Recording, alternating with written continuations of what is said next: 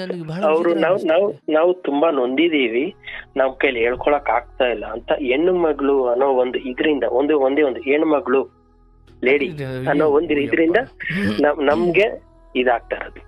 Almost ನಾನು ಹೇಳ್ತಾ ಇರೋದು ಯಾಕೆಂದ್ರೆ ನನ್ನಂತವ್ರು ಎಷ್ಟೋ ಜನ ಇದ್ದಾರೆ. ಖಂಡಿತ ಖಂಡಿತ ಬಹಳ ವಿಚಿತ್ರ ಅನ್ಸುತ್ತೆ ನನಗಂತೂ.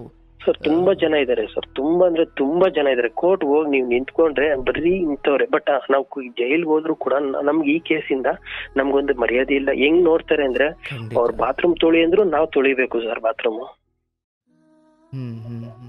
ಜೈಲ್ ಒಳಗಡೆ ಕೂಡ ಮರ್ಯಾದೆ ಇಲ್ಲ. ಅವ್ರು ಹೆಂಗ್ ಬೇಕೋ ನೀನ್ ಅಂತ ಕೇಸ್ ಮಾಡ್ಕೊಂಡ್ ಬಂದಿರೋ ಅನ್ಕೋಣ, ನಿನ್ಗೇನೋ ಮರ್ಯಾದೆ ಬಾರ ಇಲ್ಲಿ ಕಾಲು ಒತ್ತು ಅಂದ್ರೂ ಒತ್ತಬೇಕು ಸರ್. ಅವ್ರು ತಿಂದಿದ ಎಂಜಿಲ್ ತಟ್ಟೆ ಕೂಡ ಎತ್ತಿ ತೊಳಿ ಅಂದ್ರು ತೊಳಿಬೇಕು. ಜೈಲಲ್ಲೂ ನಮ್ಗೆ ಅದೇ ತರ ಟ್ರೀಟ್ಮೆಂಟ್. ಜೈಲು ಸಿಬ್ಬಂದಿಗಳದು ಜೈಲ್ ಸಿಬ್ಬಂದಿಗಳಲ್ಲ, ಅಲ್ಲಿ ಕೈದಿಗಳು ಸರ್. ಸೀನಿಯರ್ಸ್. ಹೌದು, ಸೀನಿಯರ್ಸ್ ಇರ್ತಾರೆ. ನೀನ್ ಇಂಥ ಕೇಸಲ್ಲಿ ಬಂದಿರೋ ಅನ್ಕೋಣ, ನಿನ್ಗೇನೋ ಮರ್ಯಾದೆ ಬಾರ ಇಲ್ಲಿ ಅನ್ಬಿಟ್ಟು. ಅಲ್ಲೂ ನಮ್ನ ಮನುಷ್ಯರಾಗಿ ನೋಡಲ್ಲ. ಅಲ್ಲಿಂದ ಈಚೆ ಬರ್ತೀವಿ, ಇಲ್ಲೂ ಯಾರು ಮನುಷ್ಯರಾಗಿ ನೋಡಲ್ಲ. ಈ ಫ್ಯಾಮಿಲಿನೇ ಆಗ್ಬೋದು, ದೊಡ್ಡಪ್ಪ ಚಿಕ್ಕಪ್ಪ ಅಣ್ಣ ತಮ್ಮ ಯಾರೇ ಆಗಿರ್ಬೋದು. ನೀನ್ ಜೈಲ್ಗೆ ಹೋಗಿ ಬಂದಿರೋನು, ಯಾರೋ ಹುಡುಗಿಗೋಸ್ಕರ ನೀನ್ ಜೈಲ್ಗೆ ಹೋಗಿ ಬಂದಿರೋನು. ಏನ್ ಸರ್ ಕಾರ್ಯಕ್ರಮ ಯಾವಾಗ್ಲಿಂದ ನೋಡ್ತೀರಿ? 2 years ಇಂದ ಸರ್. ಆಗ್ಲಿ ಸಂತೋಷ. ಏನ್ ಮಾಡ್ಕೊಂಡಿರೋದು ಸರ್? ನಾನು ಕಾರ್ಪೆಂಟರ್ ಕೆಲಸ ಮಾಡ್ತಾ ಇರೋದು. ಕಾರ್ಪೆಂಟರ್ ಕೆಲಸ? ಹೌದೌದು ಸರ್. ನಿಮ್ಮ ಹತ್ರ ಫಸ್ಟೇ ಮಾತಾಡಿದ್ದೀನಿ ಸರ್, 2 years ಬ್ಯಾಕೆ ಮಾತಾಡಿದ್ದೀನಿ. ಓಹೋ, ಈ ಮುಂಚೆ ಮಾತಾಡಿದ್ರಾ? ಹೌದೌದು ಸರ್, 2 years ಬ್ಯಾಕೆ ಮಾತಾಡಿದೆ. ಆಗ್ಲಿ, ಚೆನ್ನಾಗಿದ್ದೀರಾ? ಹಾ ಸರ್, ಚೆನ್ನಾಗಿದ್ದೀನಿ. ನೀವು ಚೆನ್ನಾಗಿದ್ದೀರಾ ಸರ್? ಚೆನ್ನಾಗಿದ್ದೀನಿ ಸರ್, ಥ್ಯಾಂಕ್ ಯು. ಏನಾದರೂ ಹಂಚ್ಕೊಳ್ಳಿ? ಆಯ್ತಾಯ್ತು, ಊಟ ಮಾಡೇ ಕೂತ್ಕೊಂಡೆ. ನಿಮ್ದು ಊಟ ಆಯ್ತಾ? ಇಲ್ಲ ಸರ್, ಈಗ ನಾವು ಅಂಗಡಿಯಿಂದ ಬಂದ್ವಿ. ನಾನು ಯಾವಾಗ್ಲೂ ಕೇಳ್ತಾ ಇರ್ತೀನಿ, ನಮ್ದೇ ಕಾರ್ಪೆಂಟರ್ ಅಂಗಡಿನೇ ಇದೆ, ಮರದ ಅಂಗಡಿ. ಓ ಹೌದಾ? ಇಲ್ಲಿ ಸೊಂಡೆಗೊಪ್ಪ ಮೈನ್ ರೋಡ್ ಅಂತ ಸರ್, ಬೈರೇಗೌಡನಹಳ್ಳಿ. ಓಕೆ. ಸೊ ನಿಮ್ದೇ ಅಂಗಡಿ ಇದೆ. ಸೊ ಈ ಕೆಲಸ ಮುಗಿಸ್ಕೊಂಡು ಈಗ ಬಂದ್ರಿ? ಈಗ ಬಂದು ಕೈಕಾಲ್ ಮುಖ ತೊಳ್ದೆ ನಿಮ್ಗೆ ಓಪನ್ ಮಾಡ್ದೆ, ಟ್ರೈ ಮಾಡಿದೆ. ಓಕೆ. ಮತ್ತೆ ನೀವು ಅಂದ್ರೆ ಈ ಕಾರ್ಯಕ್ರಮ ಇದ್ದಿದ್ದ ದಿವಸ ಎಲ್ಲ ಇಷ್ಟೊತ್ತಾಗ್ಲೇ ನೀವು ಕಾರ್ಯಕ್ರಮ ಕೇಳ್ತೀರಿ ಅಥವಾ ಆಮೇಲೆ ಬಿಡು ಮಾಡ್ಕೊಂಡು ಕೇಳ್ತೀರಾ? ಇಲ್ಲ, ಬಿಡು ಮಾಡ್ಕೊಂಡು ಕೇಳ್ತೀನಿ. ಅಕಸ್ಮಾತ್ ನಾನು ಫ್ರೀ ಇದ್ರೆ ಕೇಳಿರ್ತೀನಿ ಆ ಟೈಮಲ್ಲಿ. ಓಕೆ. ಕಾಯ್ತಾ ಇರ್ತೀನಿ ಸರ್, ಮಂಡೇ ವೆಡ್ನೆಸ್ಡೇ ಸ್ಯಾಟರ್ಡೆ ಕಾಯ್ತಾ ಇರ್ತೀನಿ. ದೊಡ್ಡ ಗುಣ ನೋಡಿ, ಆ ಕಥೆಗಳನ್ನು ಕೇಳ್ತೀರಿ, ನಿಮ್ ಹೃದಯ ಮಿಡಿಯುತ್ತೆ ಪಾಪ. ನೋಡಿ, ನೀವು ಬಹಳ ಹಿಂದೆ ಮಾತಾಡಿದ್ದೀರಿ, ಹೌದಲ್ಲ? ಹೌದೌದು ಸರ್, 2 years ಬ್ಯಾಕೆ ಮಾತಾಡಿದ್ದೀನಿ. ಬಹಳ ಸಂತೋಷ. ಬಹಳ ಹಿಂದಿನಿಂದಲೂ ಈ ಕ್ಷಣದವರೆಗೂ ನೋಡ್ತಾ ಇದ್ದೀರಿ. Thank you. ಕಾರ್ಯಕ್ರಮ ನೋಡೋದಿಕ್ಕೆ ಬಹಳ ಸಂತೋಷ ಸರ್. ನಿಮ್ಮಂತವ್ರು ಬೇಕು ಸರ್, ಯಾಕಂದ್ರೆ ಎಷ್ಟೋ ನೊಂದಿನ ಹೃದಯಗಳಿಗೆ ನೀವೊಂದು ಸ್ಫೂರ್ತಿ ತರ ಆಗಿದ್ದೀರಾ. ಏನಿಲ್ಲ ಸರ್, 2 ಒಳ್ಳೆ ಮಾತು ಹೇಳಿದಾಗ ನಿಮ್ಮಂತ ದೊಡ್ಡ ಮನಸ್ಸಿನವರು ಅದನ್ನೇ ದೊಡ್ಡದು ಅಂದ್ಕೊಳ್ತೀರಿ. ನಮ್ಮಂತ ನೊಂದಿರೋರು ಎಷ್ಟೋ ಜನ ಇರ್ತಾರೆ ಸರ್, ತುಂಬಾ ಜನ ಇದ್ದಾರೆ. ಅವ್ರಿಗೆಲ್ಲ ನೀವೇನೋ ಒಂಥರ ಗಾಡ್ ಫಾದರ್ ತರ ಇದ್ದೀರಾ. ಏನೋ ಈಗ ನಮ್ಗೆ ಹೇಳ್ಕೊಳಕ್ ಆಗ್ದಿರಷ್ಟು, ಬೇರೆ ಜನಕ್ಕೆ ಹೇಳ್ಕೊಳಕ್ ಆಗ್ದಿರಷ್ಟು ನಮ್ಮವರು ಅಂತ ಒಬ್ಬರು ಇದಾರೆ ಅನ್ಕೊಂಡ್ ನಾವ್ ನಿಮಗ್ ಕಾಲ್ ಮಾಡ್ತೀವಲ್ಲ, ನೀವು ನಮ್ಮವರು ಅಂತ ಅದನ್ನ ಕೇಳ್ತೀರಲ್ಲ, ಅದನ್ನ ತುಂಬಾ ಮೆಚ್ಚಬೇಕಾಗಿದೆ. ನೀವು ಬಾಯ್ಬಿಟ್ಟು ನಮ್ಮವರು ಭಾವನೆಯಲ್ಲಿ ನೀವು ಹಂಚ್ಕೊಳ್ಬೇಕು ಅಂದಾಗ, ಹೌದು, ಒಂದು ನನ್ನ ವ್ಯಕ್ತಿತ್ವ ಹಾಗಿರ್ಬೇಕು, 2 ನಿಮ್ ನಂಬಿಕೆ ನನ್ನ ಮೇಲೆ ಇಡ್ತೀರಲ್ಲ, ಅದು ದೊಡ್ಡ ಗುಣ. ಯಾರ ಹತ್ರನು ಒಂದು ಚಿಕ್ಕದ ಹಂಚ್ಕೊಳ್ಳೋಕು ಹಿಂದೆ ಮುಂದೆ ನೋಡೋ ಕಾಲ. ನನ್ನ ಮನಸ್ಸಲ್ಲಿ ಯಾವತ್ತಿಗೂ ಈ ಕಾರ್ಯಕ್ರಮ ಶುರು ಮಾಡಬೇಕಾದ್ರೆ ಇದ್ದಿದ್ದು ಅದೇ ಯೋಚನೆ. ಎಷ್ಟು ಜನ ಅದನ್ನ ಹೇಳ್ಕೊಂಡ್ರೆ ಆ ದಿನ ಅವ್ರ ಸಾವು ತಪ್ತಿತ್ತೇನೋ ಅನ್ನೋ ಭಾವನೆ ನಾನು ನೋಡಿದ್ದೀನಿ ತುಂಬಾ ಸಾರಿ. ಹೌದೌದು ಸರ್, ನಿಜ. ನನ್ಗೆ ಹೆಂಗ್ ಆಗ್ಬಿಟ್ಟಿದೆ ಅಂದ್ರೆ, ನಾಳೆ ನನಗೆ ಲೈಫ್ ಮ್ಯಾಟರ್ ನಾಳೆ ನಡೀತದೆ. ಬಟ್ ಇವತ್ ನಾನು ಎಷ್ಟೊತ್ತನಾಗ್ಲಿ ನಿಮ್ ಹತ್ರ ಮಾತಾಡ್ಲೇಬೇಕು ಅಂತ ನಾನು ಕಾಯ್ತಾ ಇದ್ದಿದ್ದು ಇದು ಈ ಕ್ಷಣ. ಇದು ನಿಜ, ಎಷ್ಟು ಖುಷಿ ಆಗ್ತಾ ಇದೆ ಅಂದ್ರೆ, ನಂಗೆ ನಾಳೆ ಅಷ್ಟು ಖುಷಿ ಸರ್ ನನ್ಗೆ. ಇರ್ಲಿ ಏನೇ ಇರ್ಲಿ, ಎಲ್ಲ ಒಳ್ಳೇದಾಗ್ಲಿ. ಏನಾದ್ರು ಹಂಚ್ಕೊಳ್ಳೋದಿದ್ಯಾ?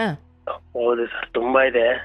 ನಿಮ್ಗೆ ಜ್ಞಾಪನ ಇದೆಯೋ ಇಲ್ವೋ ಗೊತ್ತಿಲ್ಲ, 2 years ಬ್ಯಾಕ್ ನನ್ಗೊಂದು ಹುಡುಗಿ ಮೋಸ ಮಾಡಿ, ಅಂದ್ರೆ ಪ್ರೀತಿ ಮಾಡ್ತಾ ಇದ್ವಿ ಇಬ್ರುನು. ಅವ್ರ ಮನೆಯಲ್ಲೆಲ್ಲ. ಈಗ ನಿಮ್ಗೆ ಎಷ್ಟು ವರ್ಷ ಸರ್? ಈಗ ನಂಗೆ 29 years. 29 ವರ್ಷ. ಒಂಚೂರು ಹಳೇದು ಹೇಳ, ಆಮೇಲೆ ಮುಂದುವರಿ. ಈಗ ಏನಂದ್ರೆ, ಆಗ ಲಾಸ್ಟ್ ಟೈಮ್ ನಾನು ಕಾಲ್ ಮಾಡಿದಾಗ ಜೈಲ್ಗೆಲ್ಲ ಹಾಕ್ಸಿದ್ರು ಅಂತ ನಾನು ಹೇಳಿದ್ದೆ. ನಮ್ದೇ ಆದಂತ ಅಭಯ ಸೇವಾ ಸಂಘದಲ್ಲಿ ಇದ್ದೀನಿ ಅಂತಾನು ಹೇಳಿದ್ದೆ. ಹ್ಮ್ 2 years ಬ್ಯಾಕ್ ಬಟ್ ಅವ್ರ ತಂದೆಯವ್ರು. ಪ್ರೀತಿ ಹೆಂಗಿದೆ, ಶುರು ಇದೆ ಹೆಂಗಾಗಿದ್ದು? ಸರ್ ಇದು ಹೆಂಗೆ ಅಂದ್ರೆ ನಾವು ಅವರೇ ಬಂದು ಪ್ರಪೋಸ್ ಮಾಡಿದ್ದು. ಅಂದ್ರೆ ನಾವು ಒಂದೇ ರೋಡಲ್ಲಿ ಎಷ್ಟನೇ ಇದ್ವಿ. ವಯಸ್ಸಲ್ಲಿ ಇದ್ದಾರ ಆಗ? ಎಷ್ಟನೇ ವಯಸ್ಸಲ್ಲಿ? ಅವಾಗ 20 to 23 years. 23 years ನನ್ಗೆ ಅವಾಗ. Okay. ಅವಾಗ ಅವ್ರಿಗೆ ಇನ್ನು 18ಗೆ ಇನ್ನ 2 months ಏನೋ ಇತ್ತು ಗ್ಯಾಪ್. ಬಟ್ ಇದು ಲೈವ್ ಕಾರ್ಯಕ್ರಮ, ಏನು ತೊಂದರೆ ಇಲ್ಲ ಅಲ್ಲ?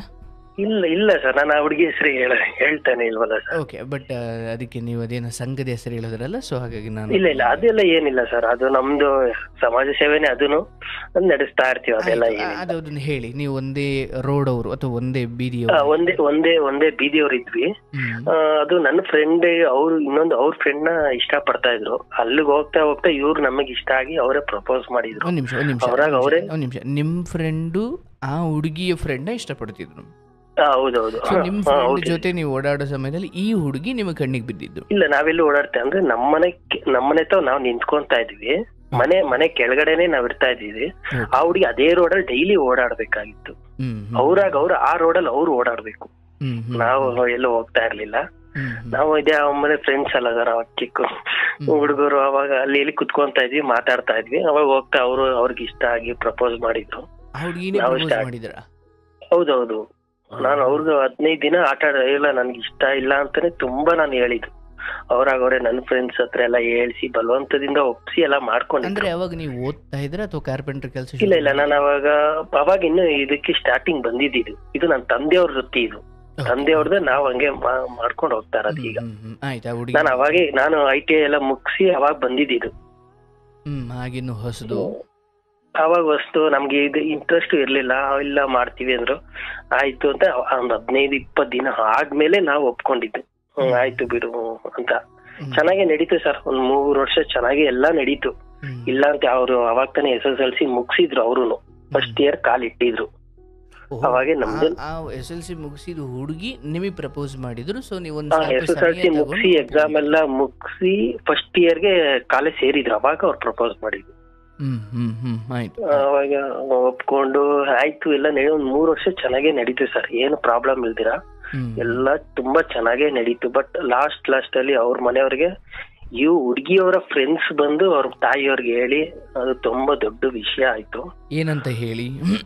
ಅದೇ ನಿಮ್ ಹುಡುಗಿ ಹಿಂಗ್ ಇಷ್ಟ ಪಡ್ತಿದ್ದಾರೆ, ಒಂದ್ ಹುಡುಗನ ನಿಮ್ ಮನೆ ತವಿರೋದೇ ಹುಡುಗ ಹಂಗೆ ಅಂತ ಹೇಳಿ ಅವ್ರಿಗೆ ಹೇಳಿ ಅವ್ರು ಬಂದು ಇವ್ರನ್ನ ಕೇಳಿ ಹೊಡ್ದಿ ಚೆನ್ನಾಗೆಲ್ಲ ಹೊಡ್ದಿ ಇವ್ರ ಕೈಲಿ ಬ್ಲಾಂಕ್ ಪೇಪರ್ ಅಲ್ಲಿ ಸೈನ್ ಹಾಕ್ಸಿ ಮನೆ ಬಿಟ್ಟು ಕಳ್ಸಿದ್ದು. ಯಾರನ್ನ? ಹುಡುಗಿನ ತಂದೆ ತಾಯಿ. ಮನೆ ಬಿಟ್ಟು ಎಲ್ಲಿ ಕಳ್ಸಿದ್ರು? ನೀನ್ ಹೋಗು, ಆ ಹುಡುಗನ್ ಜೊತೆನೆ ಹೋಗು, ನೀನ್ ಎಲ್ಗಾನ ಹೋಗು, ನಮ್ ಮನೆಗ್ ಬೇಡ ಅಂತ ಹೇಳಿ ಕಳ್ಸಿಬಿಟ್ಟಿದ್ರು. ಅಂದ್ರೆ ಇದು ಗೊತ್ತಾದ ತಕ್ಷಣನೇ ಆ ನಿರ್ಧಾರಕ್ಕೆ ಬಂದ್ರ? ತುಂಬಾ ಹೊಡ್ದಿ ಎಲ್ಲಾ ಮಾಡಿ ಅವತ್ತಿನ ದಿನಾನೇ ಕಳ್ಸಿದ್ದು. ಅಂದ್ರೆ ಏನು ಅಂದ್ರೆ ಇನ್ ಮುಂದೆ ನನ್ಗೂ ನಿಮ್ಗೂ ಸಂಬಂಧ ಇಲ್ಲ? ನನ್ಗೂ ನಿನ್ಗೂ ಸಂಬಂಧ ಇಲ್ಲ. ನೀನ್ ಆ ಹುಡುಗ ಬೇಕು ಅಂತೇಳಿ ಹೋಗ ಆ ಹುಡುಗನ್ ಜೊತೆನೆ ಹೋಗಿರೋ. ನಮ್ಗೆ ಏನಕ್ಕೂ ನಿನಗ್ ನಾವೇನಕ್ಕೂ ಬರಲ್ಲ, ನನ್ಗೂ ನೀವೇನಕ್ಕೂ ಬರಬೇಡ ಅಂತ ಸೈನ್ ಕೊಟ್ಬಿಟ್ಟು ಹೋಗು ಅಂತ ಹೇಳಿ ಕಳ್ಸ್ಬಿಟ್ಟಿದ್ರು. ಅವರು ಬಂದ್ಬಿಟ್ಟಿದ್ರು. ನಾವು ಇದೇನೋ ನಾನೇ ಕರ್ಕೊಂಡೋಗಿ ಸ್ಟೇಷನ್ಗೆ ಹೋಗಿದ್ದು. ನೋಡಿ ಸರ್, ಹಿಂಗ್ ಪ್ರೀತಿ ಮಾಡ್ತಾ ಇದ್ದಿದ್ ನಿಜ, ನಾವ್ ಮದುವೆ ಮಾಡ್ಕೊಂತೀನಿ, ಬಟ್ ಇನ್ನು 18 ಆಗಿಲ್ಲ, ಇನ್ನು 2 months ಇದೆ 18ಗೆ. ಬಟ್ ಅವ್ರ ಮನೆಯಿಂದ ಹಿಂಗ್ ಮಾಡಿ ಕಳ್ಸಿದಾರೆ, ಏನೋ ಒಂದ್ ಮಾಡಿ ಸರ್ ಅಂತ ನಾನೇ ಸ್ಟೇಷನ್ಗೆ ಹೋಗಿ ಕರ್ಕೊಂಡೋಗಿದ್. ನಮ್ಮ ಮನೆ ಒಳಗಡೆನೂ ನಾವು ಸೇರ್ಸ್ಕೊಂಡಿರ್ಲಿಲ್ಲ. ಬಾ ಅವ್ರು ಫೋನ್ ಮಾಡಿದ್ರು, ಹಿಂಗ್ ಆಗೋಗ್ಬಿಟ್ಟಿದೆ, ನನ್ಗೇನ್ ಮಾಡ್ಲಿ, ನನ್ ಮನೆ ಬಿಟ್ಟು ಕಳ್ಸ್ಬಿಟ್ಟಿದಾರೆ, ಏನ್ ಮಾಡ್ಲಿ ಅಂತ. ಆಯ್ತು ಅಲ್ಲೇ ಇರು, ನಾನ್ ಬರ್ತೀನಿ ಅಂದ್ಬಿಟ್ಟು ನಮ್ ಮನೆಗೆ ಎಲ್ಲಾರು ಹೋಗಿದ್ವಿ ಸರ್. ಸ್ಟೇಷನ್ಗೆ ಹೋಗಿ ಅಷ್ಟೊತ್ತಿಗೆ ಎಲ್ರಿಗೂ ಗೊತ್ತಿತ್ತ ಇದು?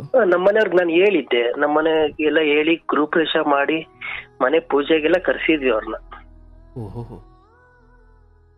ಅದು ಅಲ್ಲ, ಅಷ್ಟು ಹೇಳ್ಬೇಕಂದ್ರೆ ಅವ್ರ ತಂದೆನು ನಮ್ ತಂದೆ ಅಂದ್ರೆ ಸ್ವಲ್ಪ ಫ್ರೆಂಡ್ಸ್. ಬಟ್ ಈ ವಿಚಾರ ಬಹಳ ಸೂಕ್ಷ್ಮವಾದದ್ದು. ಅದು ಯಾರ ಜೀವನದಲ್ಲಾದ್ರೂ ಅಷ್ಟೇ, ನಿಮ್ ತಂದೆ ಅವ್ರ ತಂದೆ ಇರ್ಬೋದು, ಬಟ್ ಈ ವಿಚಾರ ಅಂತ ಬಂದಾಗ ಅದು ಬೇರೆದೇ ಮನಸ್ಥಿತಿಗಳಿರ್ತವೆ. ಆಯ್ತು, ನೀವು ಸ್ಟೇಷನ್ಗೆ ಕರ್ಕೊಂಡು ಹೋದ್ರಿ, ಅಲ್ಲೇನಾಯ್ತು? ಸ್ಟೇಷನ್ಗೆ ಹೋಗಿ ಅಲ್ಲಿಂದ ಹೋಗಿ ಕಂಪ್ಲೇಂಟ್ ಕೊಟ್ಟು ಅವ್ರು ಅವತ್ತು ತಗೊಂಡಿಲ್ಲ. ಅವತ್ ನೈಟು ಬೇಡ ನೀವು, ನಾನು ಈಗ ತಗೊಳಲ್ಲ, ನೈಟ್ ಸ್ವಲ್ಪ ಸಾಯಂಕಾಲ ಆಗಿದೆ, ನಮ್ ಕೈಲಿ ಆಗಲ್ಲಮ್ಮ, ಬೆಳಗ್ಗೆ ಬನ್ನಿ ಅಂತ. ನಾವ್ ಅವಾಗ್ಲೂ ಕೂಡ ಅವ್ರ ತಂದೆಯವ್ರ ಹತ್ರ ಫೋನಲ್ಲಿ ಮಾತಾಡಿ ಆಯ್ತು ಎಲ್ಲೂ ಹೋಗಬೇಡಿ, ಸ್ಟೇಷನ್ಗೆಲ್ಲ ಹೋಗ್ಬೇಡಿ, ಮನೆಗೆ ಬನ್ನಿ ಮಾತಾಡೋಣ ಅಂತ ಅವರೇ ಕರೆದಿದ್ರು ನಮ್ನ. ನಾವು ಅವ್ರ ಮನೆಗೆ ಹೋಗಿ ಕಂಪ್ಲೇಂಟ್ ಹಿಂಗೆಲ್ಲ ಆಗಿದೆಯಲ್ಲ, ಆಯ್ತು ನಾನ್ ಮಾಡ್ಕೋತೀವಿ, ಅವ್ರು ಹೇಳಿದ್ರು ಮಾಡ್ಕೊಡ್ತೀವಿ, ಈಗ ಸದ್ಯಕ್ ಬೇಡ ಅಂದ್ರು.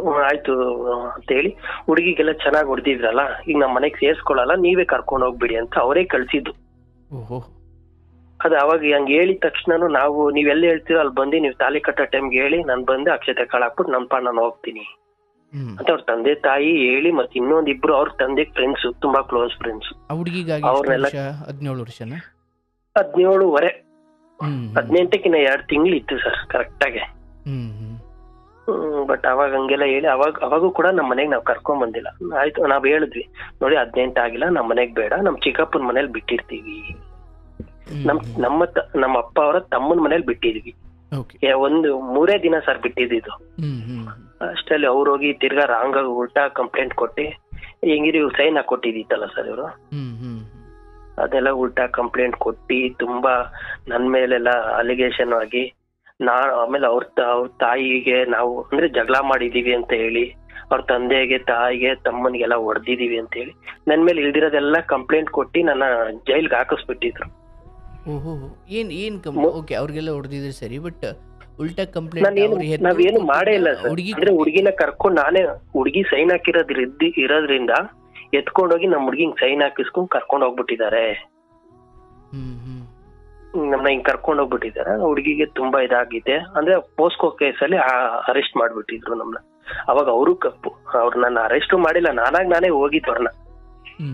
ಸರ್ ಏನ್ ಸರ್ ನೀವು ಅವತ್ ನಾನು ಬಂದಾಗ ಕಂಪ್ಲೇಂಟ್ ತಗೊಳಲ್ಲ ಅಂದೆ, ಇವಾಗ ನೋಡಿದ್ರೆ ಹಿಂಗ್ ಮಾಡ್ತಾ ಇರಲ್ಲ, ನನ್ ಮೇಲೆ ಕಂಪ್ಲೇಂಟ್ ತಗೊಳ್ತಾ ಇದ್ರ. ಅವಾಗ ತುಂಬಾ ಬ್ಯಾಡ್ ಮಾತಾಡಿದ್ರು ಸರ್. ಅಮ್ಮ ಅಕ್ಕ ಎಲ್ಲಾರ್ನು ಹೇಳಿದ್ಬಿಟ್ರು, ಪೊಲೀಸವ್ರೇನೆ, ಪೊಲೀಸವ್ರು ಹಿಂಗ್ ಬೇಕಾ ಅದು ಇದು ಅಮ್ಮ ಅಕ್ಕ. ನಾನು ಎಲ್ಲಾರ್ ಕಾಲ್ಗೆಲ್ಲ ಬಿದ್ದುಬಿಟ್ಟೆ, ನೋಡಿ ನನ್ಗೆ ಆಗಿಲ್ಲ, ನಾನು ಹಂಗೆಲ್ಲ ಮಾತಾಡ್ಬೇಡಿ ಅಂತೆಲ್ಲ ಹೇಳ್ದಿ ನನ್ಗೆ ಚೆನ್ನಾಗಿ ಹೊಡೆದು ಕಾಲಿಗೆಲ್ಲ ತುಂಬಾ ಒಂಥರ ಇದಾಗ್ಬಿಡಿ. ಪೊಲೀಸ್ ಗೊತ್ತಲ್ಲ ಸರ್ ಹೆಂಗಾಗುತ್ತೆ ಅಂತ, ಅಲ್ಲೆಲ್ಲ ಮಾಡಿ ಆಮೇಲೆ ಜೈಲ್ಗೂ ಹಾಕಿಸಿದ್ರು. ಆ ಹುಡುಗಿನೂ ಅಷ್ಟೇ ನಾನೇ ಬೇಕು ಅಂತ ಮಡಿವಾಳ ಇದ್ರಲ್ಲಿ 3 ತಿಂಗಳು ಇದ್ರು ಸರ್ ಅವರು ಜೈಲಲ್ಲಿ ಇದ್ರ. ಹೌದು ನಾನೇ ಬೇಕು ಅಂತ ಅವ್ರು, ಇಲ್ಲ ನನಗ್ ನೀವೇ ತಾನೇ ಕಳ್ಸಿದ್ದು, ಸ್ಟೇಷನ್ ಅಲ್ಲೆಲ್ಲ ಬರ್ಸಿದ್ರು, ಇಲ್ಲ ನನ್ ತಂದೆ ತಾಯೇ ಹೊಡೆದಿ ನನಗ್ ಹಿಂಗೆಲ್ಲಾ ಮಾಡಿ ಅವ್ರ ಕಳ್ಸಿದ್ದು, ಮತ್ತೆ ಅದನ್ನ ರೇಪ್ ಕೇಸ್ ಅಂತ ನನ್ ಮೇಲೆ ಹಾಕ್ಬಿಟ್ಟಿದ್ರು. ಆಮೇಲೆ ನಾವು ಡಾಕ್ಟರ್ ಹತ್ರ ಎಲ್ಲ ಹೋಗಿ DNA ಎಲ್ಲ ಚೆಕ್ ಮಾಡ್ಸೋಣ ಬನ್ನಿ ಅಂತೆಲ್ಲ ಮಾಡ್ಸಿ ಎಲ್ಲ ಯಾವ್ದ್ರಲ್ಲೂ ಇಲ್ಲ ಸರ್, ಆತರ ಎಲ್ಲ ಮಾಡೇ ಇಲ್ಲ ಅಂತಾನೆ ಬಂದಿರೋದು, ರೇಪೇ ಇಲ್ಲ ಅಂತಾನೆ ಬಂದಿರೋದು. ಬಟ್ ಅವ್ರ ತಂದೆ ಎಲ್ಲ ಕಂಪ್ಲೇಂಟ್ ಕೊಟ್ಟಿ ಹಂಗೆಲ್ಲ ಮಾಡಿ ತುಂಬಾ ಇದ್ ಮಾಡಿ ಆ ಹುಡುಗಿಗೂ ಒಂಥರ ಬೇಜಾರಾಗಿ ಬಂದ್ಬಿಟ್ಟಿದ್ರು. ಮನೆಗೆ ಹೋಗಿರ್ಲಿಲ್ಲ ಅವರು, 3 months ಮನೆಗೆ ಹೋಗಿರ್ಲಿಲ್ಲ. ಮಡಿವಾಳ ಅದೇ ಚಿಕ್ಕ ಇದು ಇರುತ್ತಲ್ಲ ಸರ್ ಜೈಲ್ ತರ, ಅಲ್ಲಿಗೆ ಆ ಹುಡುಗಿನ 3 ತಿಂಗಳು ಅಲ್ಲೇ ಇದ್ರು. ನಾನು 9 ತಿಂಗಳು ಜೈಲಲ್ಲಿ ಇದ್ದೆ. 9 ತಿಂಗಳು ಜೈಲಲ್ಲಿ ಇದ್ದು ನಾನು ಈಚೆ ಬರೋಷ್ಟಲ್ಲ ಹುಡುಗಿ ಬಂದ್ಬಿಟ್ಟಿದ್ರು. ಅವ್ರ ಅಪ್ಪ ಅಮ್ಮನೆ ಏನ್ ಮಾಡಿದ್ರೋ ಗೊತ್ತಿಲ್ಲ, ಕರ್ಕೊಂಡೋಗಿ ಮನೆಗ್ ಬಿಟ್ಬಿಟ್ಟಿದ್ರು. ನಾನು 9 ತಿಂಗಳು ಬಿಟ್ಕೊಂಡು ಈಚೆ ಬಂದ್ಮೇಲೆ ನಾನು ತುಂಬಾ ಪ್ರಯತ್ನ ಮಾಡಿದೆ ಸರ್, ಅವ್ರ ಇದ್ ಮಾಡ್ಬೇಕು ಅಂತ, ಕಾಂಟ್ಯಾಕ್ಟ್ ಮಾಡ್ಬೇಕಂತ. ಅವ್ರ ಅಕ್ಕ ತಂಗಿದಿರಿ ಎಲ್ಲ, ಅಂದ್ರೆ ಅವ್ರ ದೊಡ್ಡಪ್ಪ ಅವ್ರ ಫ್ಯಾಮಿಲಿಗೆ ಎಲ್ಲ ಗೊತ್ತಿತ್ತು ನಾನು ಹುಡುಗಿನ ಲವ್ ಮಾಡ್ತಾ ಇದ್ದೆ, ಆ ಹುಡುಗಿನೂ ನನ್ನ ಲವ್ ಮಾಡ್ತಾ ಇದ್ದು ಇಡೀ ಫ್ಯಾಮಿಲಿಗೆ ಗೊತ್ತಿತ್ತು. ಅವ್ರ ತಂದೆ ತಾಯಿ ಇಬ್ಬರಿಗೆ ಬಿಟ್ಟು ಇನ್ನೆಲ್ಲಾ ಫ್ಯಾಮಿಲಿ ಪ್ರತಿಯೊಬ್ಬರಿಗೂ ಗೊತ್ತಿತ್ತು. ಅವ್ರ ಅಜ್ಜಿಯಿಂದ ಹಿಡಿದು ಪ್ರತಿಯೊಬ್ಬರ ಮಾವ ಅತ್ತೆ ಅಕ್ಕ ದೊಡ್ಡಪ್ಪ ಚಿಕ್ಕಪ್ಪ ಎಲ್ಲಾರ್ಗೂ ಗೊತ್ತಿತ್ತು. ಎಲ್ಲಾರ ಮನೆಗೂ ಹೋಗು ಇದ್ವಿ ನಾವು. ಅವರೆಲ್ಲ ನನಗ್ ಸಪೋರ್ಟ್ ಮಾಡಿದ್ರು. ಇಲ್ಲ ಹುಡ್ಗ ಅಂತವನಲ್ಲ, ನಾವೆಲ್ಲ ನೋಡಿದೀವಿ, ಒಳ್ಳೆ ಹುಡ್ಗ, ಮಾಡ್ಕೊಡಿ ಅಂತ ಅವ್ರ ಅಪ್ಪ ಅಮ್ಮನ್ ಕೇಳಿದ್ರು. ಬಟ್ ಅದರಿಂದ ಅವ್ರ ಅಪ್ಪ ಅಮ್ಮ ಇವ್ರೆಲ್ಲಾರ ರಿಲೇಷನ್ ಹತ್ರನೇ ಬಿಟ್ಬಿಟ್ರು ಮಾತಾಡೋದೇನೆ, ಬೇಡ ನನ್ಗೆ ನೀವ್ ಯಾರ ಸಹವಾಸನೂ ಬೇಡ ಅಂತ. ಬಟ್ ಆಮೇಲೆ ನಾವ್ ಈಚೆ ಬಂದ ಮೇಲೆ ಪ್ರಯತ್ನ ಮಾಡಿದ್ವಿ.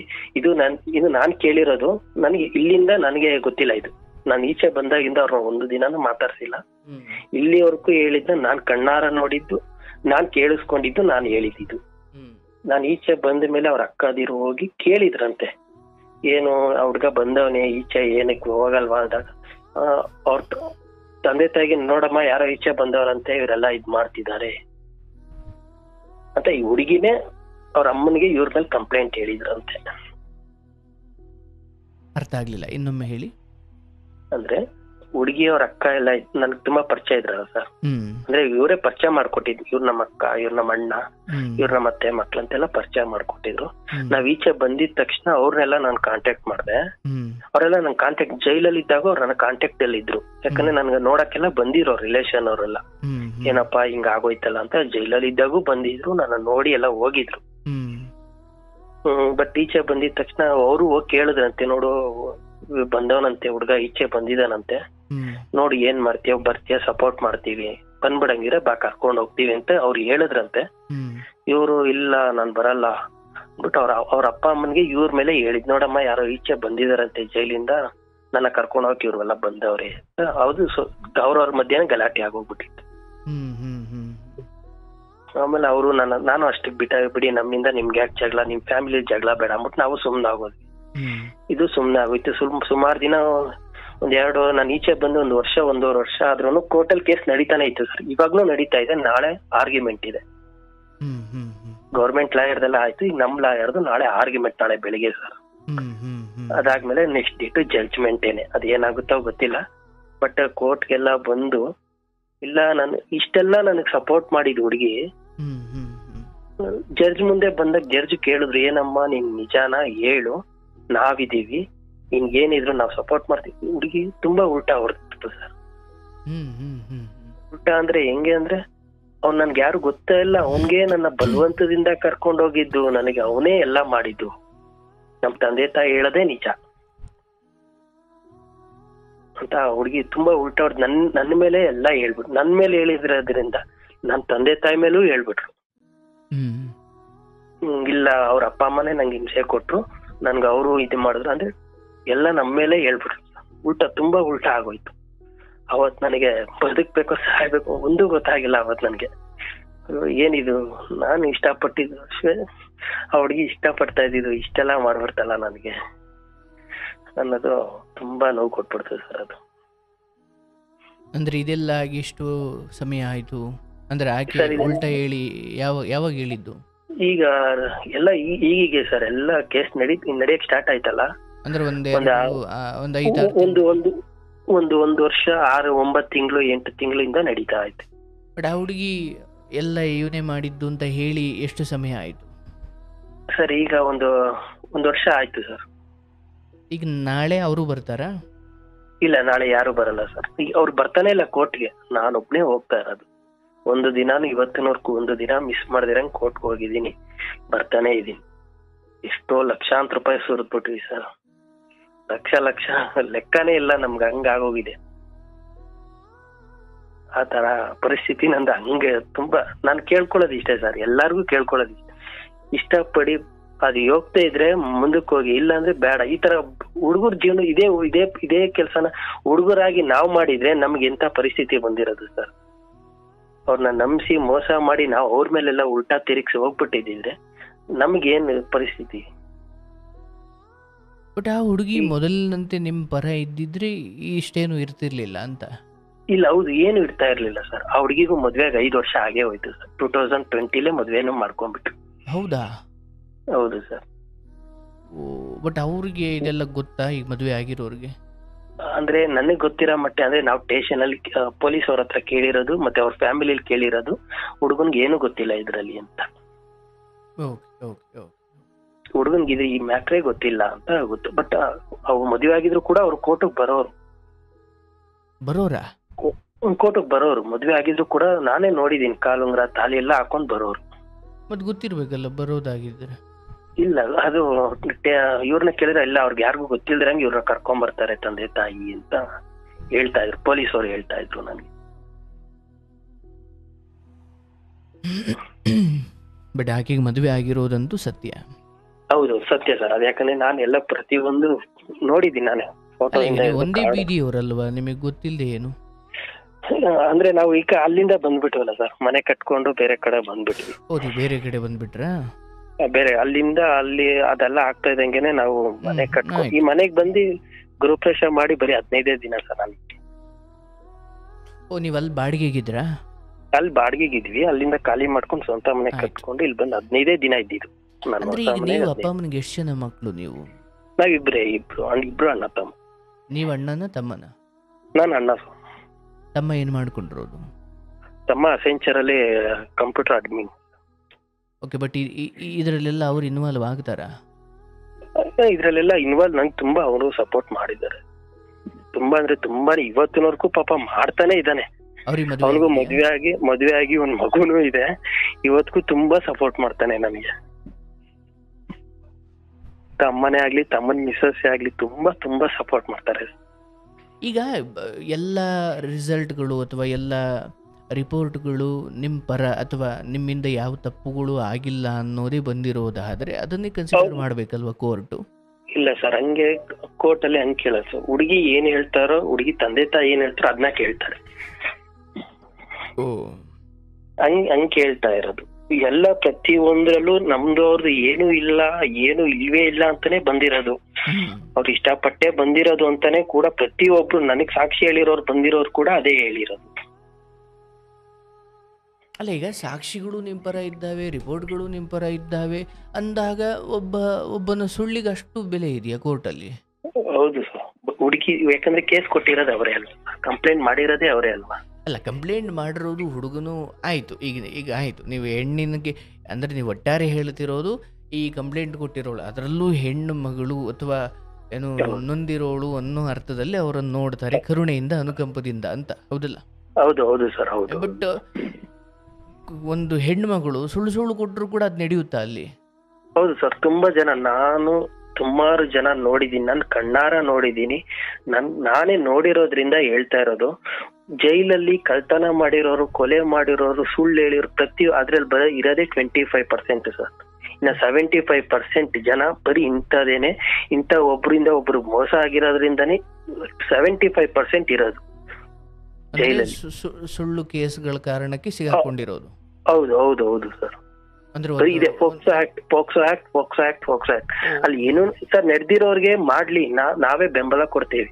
ನಡೆದಿರೋರ್ಗ್ ಮಾಡ್ಲಿ, ಈ ತರ ರೇಪ್ ಮಾಡಿರೋ ಚಿಕ್ಕ ಮಕ್ಳಿಗೆ ರೇಪ್ ಮಾಡಿರೋರ್ಗೆ ಅವ್ರಿಗೆ ಇವ್ರಿಗೆ ಆಗ್ಲಿ. ಬಟ್ ನಾವ್ ಏನೂ ತಪ್ಪು ಮಾಡಿರಂಗೆ ನಾವು ಹೋಗಿ ಅನುಭವಿಸ್ಬೇಕು ಅಂದ್ರೆ ಅದೆಷ್ಟು. ಅಲ್ಲೋಗಿ ನೀವು ಒಬ್ಬೊಬ್ರು ಕೇಳಿದ್ರೆ ಯಾರು ಇಲ್ಲ ಸರ್ ಅಲ್ಲಿ. ಈಗ ಚಿಕ್ಕ ಮಕ್ಳು ಮಾಡಿರೋ ಅವರೆಲ್ಲ ಈಚೆ ನೆಮ್ಮದಿಗೆ ಓಡಾಡ್ಕೊಂಡಿದ್ದಾರೆ ಸರ್. ಎಲ್ಲಾರ್ಗು ಬಿಡುಗಡೆ ಆಗಿ ನೆಮ್ಮದಿಗೆ ಚೆನ್ನಾಗಿದ್ದಾರೆ. ಏನೋ ಮಾಡಿರೋ ತಪ್ಪು, ಪ್ರೀತಿ ಒಂದು ಮಾಡಿರೋ ತಪ್ಪಿಗೆ ಲವ್ ಅನ್ನೋ ಒಂದು ಅಕ್ಷರಕ್ಕೆ ನಮ್ನೆಲ್ಲಾ ಹಾಕೊಂಡು 10 ವರ್ಷ 15 ವರ್ಷ 20 ವರ್ಷ ನಾನೇ ನೋಡಿದೀನಿ ಸರ್. ನನ್ ಜೊತೆಲಿ ಇದ್ದವರೇ ಸರ್, ಜೈಲಲ್ಲಿ ನನ್ ಜೊತೆ ಇದ್ದವ್ರೆ 20 ವರ್ಷ ಜೈಲಲ್ಲಿ ಅವ್ರಿಗೆ ಸಜಾ ಆಯ್ತು. ಇಬ್ರು ಒಪ್ಕೊಂಡು, ಇಬ್ರು ಮದ್ವೆ ಮಾಡ್ಕೊಂಡು, ಇಬ್ರು ಜೊತೆಲಿ ಇದ್ದವ್ರಿಗೆ ಹಂಗಾಗಿರೋದು. ಅಂದ್ರೆ ಜೊತೆಲಿ ಇದ್ದು ಆಮೇಲೆ ಏನ್ ಮಾಡಿದ್ದಾಳ ಹೆಣ್ಮಗಳು? ಆ ಹೆಣ್ಮಗ್ಳು ಸೇಮ್ ಹಿಂಗೇನೆ ಇಲ್ಲ, ನನ್ಗೆ ಯಾರು ಗೊತ್ತಿಲ್ಲ, ಅವರೇ ಬಲವಂತದಿಂದ ಕರ್ಕೊಂಡು ಹೋದ್ರು. ನಮ್ ತಂದೆ ತಾಯಿನ ನನ್ಗೆ ಇರಕ್ ಇಷ್ಟ, ನನ್ಗ ಅಲ್ಲಿ ಇರಕ್ಕೆ ಆಗಿಲ್ಲ, ನನ್ಗೆ ಅದಕ್ಕೆ ಇವ್ರು ಬಲವಂತದಿಂದ ಕರ್ಕೊಂಡೋಗಿ ನನ್ಗೆ ಹಿಂಗ್ ಮಾಡಿದ್ರು ಅಂತ ಹೇಳಿರೋ ಒಂದು ಮಾತಿಗೆ ಆ ಹುಡ್ಗನ್ಗೆ 15 ವರ್ಷ ಸಜಾ ಆಯ್ತು. ಅಂದ್ರೆ 15 ವರ್ಷ ಜೈಲು? ಹೌದು, 15 ವರ್ಷ. ಅವ್ನ ಲೈಫೇ ಉಂಟಾಗ್ತಲ್ಲ ಸರ್ ಈಗ. ಅಂದ್ರೆ ಅದನ್ನ ಜೀವಾವಧಿ ಅಂತ ಪರಿಗಣಿಸಬಹುದಾ? ಜೀವಾವಧಿ, ಹೌದು, ಜೀವಾವಧಿ ಶಿಕ್ಷೆ ಕೊಟ್ಟು. ಬಟ್ ಅಲ್ಲಿಂದ ತಪ್ಪಿಸ್ಕೊಳ್ಳಿಕ್ಕೆ ಅಥವಾ ತನ್ನಂತ ನಿರೂಪಿಸ್ಕೊಳ್ಳಿಕ್ಕೆ ಆತನಿಗೆ ಎಷ್ಟು ಅವಕಾಶ ಇರುತ್ತಾ ಒಟ್ಟಿನಲ್ಲಿ? ಸರಿ ಇರುತ್ತೆ. ನಾವು ಹೈಕೋರ್ಟ್ಗೆ ಹೋಗಿ ಕೇಸ್ ಹಾಕೊಂಡ್ಬಿಟ್ಟು, ಬಟ್ ಹೈಕೋರ್ಟ್ಗೆ ಹೋಗಿ ನಾವು ಓಡಾಡ್ಬೇಕಂದ್ರೆ ಅವ್ನ್ ಜೈಲಲ್ಲಿ ಇರ್ತಾನೆ. ಅವ್ರ ತಂದೆ ತಾಯಿ ಜೀವನ ಏನಾಯ್ತು ಇಲ್ಲಿ? ಇರೋ ಒಬ್ನೇ ಮಗ ಇದ್ರೆ ಅವ್ರ ಅಪ್ಪ ಅಮ್ಮ ಏನ್ ಮಾಡ್ತಾರೆ ಸರ್? ಅಪ್ಪ ಅಮ್ಮನಿಗೆ ವಯಸ್ಸಾಗಿದೆ, ಅವ್ನು ಅಲ್ಲೇ 15 ವರ್ಷ ಅವ್ನು ಅಲ್ಲೇ ಇರ್ಬೇಕು. ಬಟ್ ಅವ್ನು 6 ತಿಂಗಳು ತಿರ್ಗಾ ಜೈಲ್ ಹೊಡಿಬೇಕು. ತಿರ್ಗಾ ಜೈಲಲ್ಲಿ 6 ತಿಂಗಳು 7 ತಿಂಗಳಿದ್ದು ಹೈಕೋರ್ಟ್ ಅಲ್ಲಿ ಹೋಗಿ ಬೇಲ್ ತಗೊಂಡು ಈಚೆ ಬರ್ಬೇಕು. ಇವನ್ ಬೇಲ್ ಕೂಡ ಅಂತಿಮ ಬಿಡುಗಡೆ ಏನಲ್ಲ? ಇಲ್ಲ, ಅಂತಿಮ ಬಿಡುಗಡೆನೇ ಇಲ್ಲ. ಅದೇನೋ ಅಲ್ಲಿಂದ ಈಚೆ ಬಂದು ನಾವು ಪ್ರೂವ್ ಮಾಡ್ಕೊಂತೀವಿ ಅನ್ನೋ ಒಂದು ಇದು ಅಷ್ಟೇನೆ. ಓಕೆ, ಬೇಲ್ ಅನ್ನೋದು ಎಷ್ಟು ದಿನದ ಕಾರಣಕ್ಕೆ ಸಿಗುತ್ತೆ ಇದು?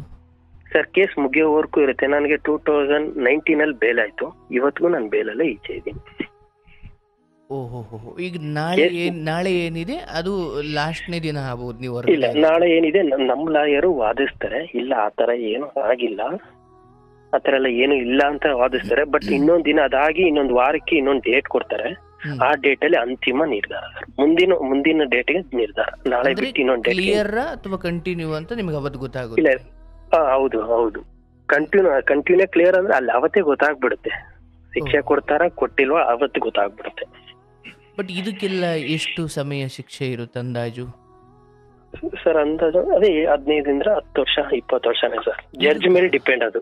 ಹೌದು ಸರ್, ಇದ್ದೇ ಇರುತ್ತೆ. ಅಲ್ಲ, ಬಹಳ ವಿಚಿತ್ರ ಅನ್ನಿಸ್ತಿರೋದು, ಒಂದು ಹೆಣ್ಮಗಳು ಅನ್ನೋ ಕಾರಣಕ್ಕೆ ಹೋಗಿ ಸುಳ್ಳು ಪ್ರಕರಣವನ್ನು ದಾಖಲಿಸಿ ನಾನು ನೊಂದಿರುವ ಮಹಿಳೆ ಅಂತ ಅವಳು ಹೇಳೋದಾದ್ರೆ ಆಯ್ತು ಸರಿ. ಬಟ್ ಎಲ್ಲ ಇನ್ವೆಸ್ಟಿಗೇಷನ್ಗಳಲ್ಲಿ, ತನಿಖೆಗಳಲ್ಲಿ ಅದು ಸುಳ್ಳು ಅಂತ ಗೊತ್ತಾದ ಮೇಲೂ ಅವಳ ಆಪಾದನೆಗೆ ಅಥವಾ ರಿಪೋರ್ಟ್ಗಳೆಲ್ಲ ಅವಳ ವಿರುದ್ಧ ಬಂದರೂ ಕೂಡ ಅವಳಿಗೆ ಅದು ಹೇಗೆ ಮನ್ನಣೆ ಕೊಡ್ಲಿಕ್ಕೆ ಸಾಧ್ಯ? ಇದು ನನಗೆ ಬಹಳ ಅವರು ವಿಚಿತ್ರ ನಾವು ನಾವು ಅನಿಸ್ತದೆ. ನಾವು ತುಂಬಾ ನೊಂದಿದೀವಿ, ನಮ್ ಕೈಲಿ ಹೇಳ್ಕೊಳಕ್ ಆಗ್ತಾ ಇಲ್ಲ ಅಂತ ಹೆಣ್ಣು ಮಗಳು ಅನ್ನೋ ಒಂದು ಇದರಿಂದ ಒಂದೇ ಒಂದು ಹೆಣ್ಣು ಮಗಳು ಲೇಡಿ ಅನ್ನೋ ಒಂದು ಇದರಿಂದ ನಮ್ಗೆ ಇದಾಗ್ತಾ ಇರೋದು.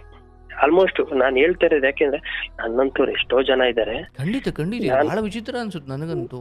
ಸರ್ ತುಂಬಾ ಜನ ಇದಾರೆ ಸರ್, ತುಂಬಾ ಅಂದ್ರೆ ತುಂಬಾ ಜನ ಇದಾರೆ. ಕೋರ್ಟ್ ಹೋಗಿ ನೀವು ನಿಂತ್ಕೊಂಡ್ರೆ ಬರೀ ಇಂಥವ್ರೆ. ಬಟ್ ನಾವು ಜೈಲ್ಗೆ ಹೋದ್ರು ಕೂಡ ನಮ್ಗೆ ಈ ಕೇಸಿಂದ ನಮ್ಗೊಂದು ಮರ್ಯಾದೆ ಇಲ್ಲ. ಹೆಂಗ್ ನೋಡ್ತಾರೆ ಅಂದ್ರೆ ಖಂಡಿತ. ಅವ್ರ ಬಾತ್ರೂಮ್ ತೊಳಿ ಅಂದ್ರು ನಾವು ತೊಳಿಬೇಕು ಸರ್ ಬಾತ್ರೂಮ್.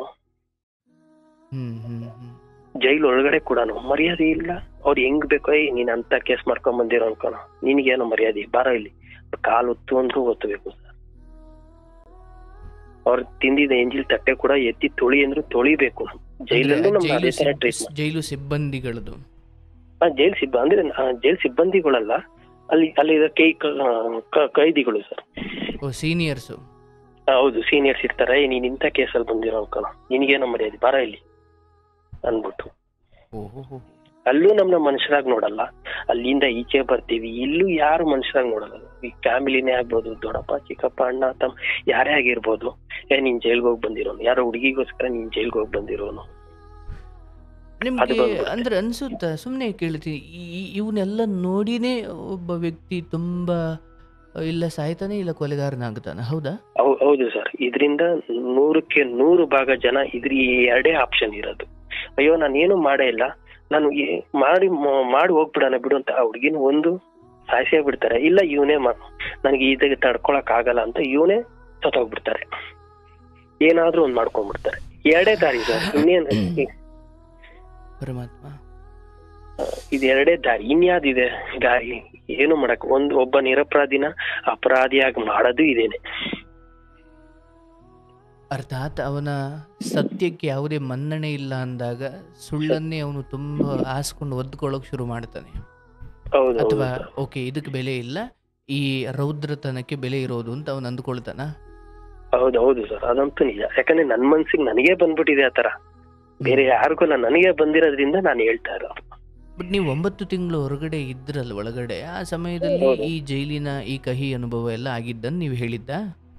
ಹೌದೌದು. ಇಷ್ಟು ತುಂಬಾ ನನಗಾಗಿದ್ ನೋವು, ನನ್ಗಾಗಿದ್ ಇದು, ಮತ್ತೆ ಮನೆಯವ್ರಿಗಾಗಿದ್ ಅವಮಾನ ಎಲ್ಲಾನು ಸಹಿಸ್ಕೊಂಡ್ರೆ ನಮ್ಗೆ ಒಂಥರ ಆಗ್ಬಿಡುತ್ತೆ ಸರ್. ನನಗೆ ಅದೇ ಬಹಳ ವಿಚಿತ್ರ ಅನ್ಸೋದು. ಪಾಪ ಹೆತ್ತವರು ನಿಮ್ಮನ್ನ ಈ ಅಂಗನವಾಡಿಗೆ ಬಿಟ್ಟು ಸ್ಕೂಲಿಗೆ ಬಿಟ್ಟು ಕರ್ಕೊಂಬರೋದು ಸರಿ, ಜೈಲಿಗೆ ಬಿಟ್ಟು ಬಂದು ದುಃಖ ಪಡೋದು. ಹೌದು ಸರ್. ನನ್ನ ತಂದೆ, ನಾನು ಇವತ್ತಿನವರೆಗೂ ನನ್ನ ತಂದೆ ಹತ್ತಿರೋದು ನಾನು 2 ದಿನ ಸರ್ ನಾನು ನೋಡಿರೋದು. ಒಂದು ನಾನ್ ಜೈಲ್ಗೆ ಹೋದಾಗ, ಒಂದು ನಮ್ಮ ಅಜ್ಜಿ ಅಂದ್ರೆ ನಮ್ಮ ತಂದೆಯವ್ರ ಅಮ್ಮ ತೀರೋದಾಗ. ಈ 2 ದಿನನೇ ಹತ್ತಿರೋದು ನಾನು ಅವ್ರ ಕಣ್ಣಿಂದ ನೀರ್ ನೋಡಿರೋದು. ಈ ಮಧ್ಯೆ ಅವ್ರು ಎಷ್ಟು ಹತ್ತಿದ್ದಾರೋ ನೀವು ನೋಡಿರ್ಲಿಕ್ಕಿಲ್ಲ. ನಮ್ಮ ಅಮ್ಮ ಅಂತೂ ಇವತ್ಗೂ ಸರ್ ನೆನ್ಸ್ಕೊಂಡ್ರೆ ತುಂಬಾ ಅವ್ರ ಕಣ್ಣೀರಲ್ಲೇ ಕೈ ತೊಳಿತಾ ಇದಾರೆ ಅನ್ಕೊಬೇಕು.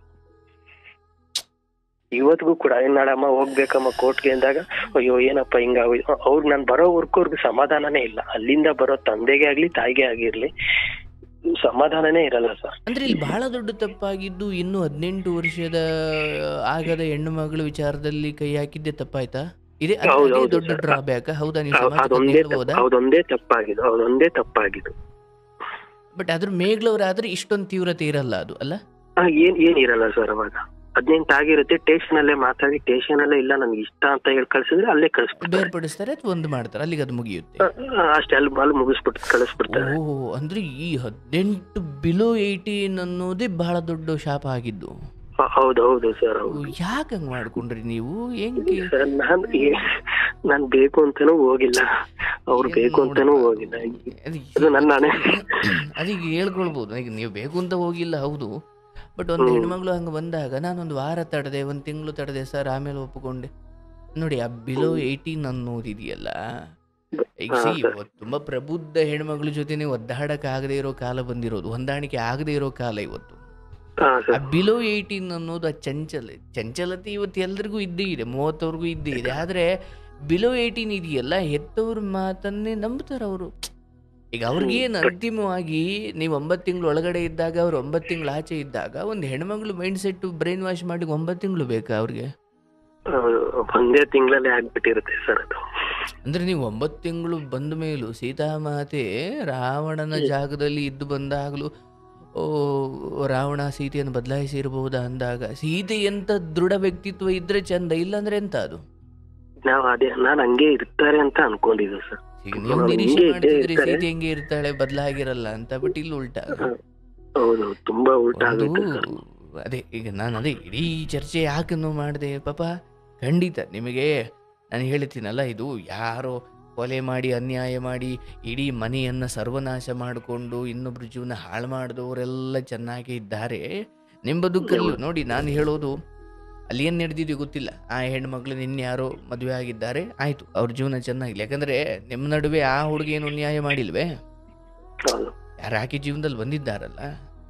ಬಟ್ ಇಲ್ಲಿ ಆ ಹೆಣ್ಮಗಳು ಯಾಕೆ ಹಿಂಗೆ ಮಾಡಿಬಿಟ್ಲು ಅಂತ ಪ್ರಶ್ನೆ ಮಾಡೋದಾದರೆ, ಬಿಲೋ 18 ಹೆಣ್ಮಗಳಿದ್ದಾಳಲ್ಲ, ಹೌದು ಅವಳಿಗೆ ಬುದ್ಧಿ ಇರುತ್ತೆ, ಹೌದು, ಬಟ್ ಸಂಪೂರ್ಣವಾಗಿ ಅದು ಹೆತ್ತವ್ರ ಜವಾಬ್ದಾರಿ ಅದು.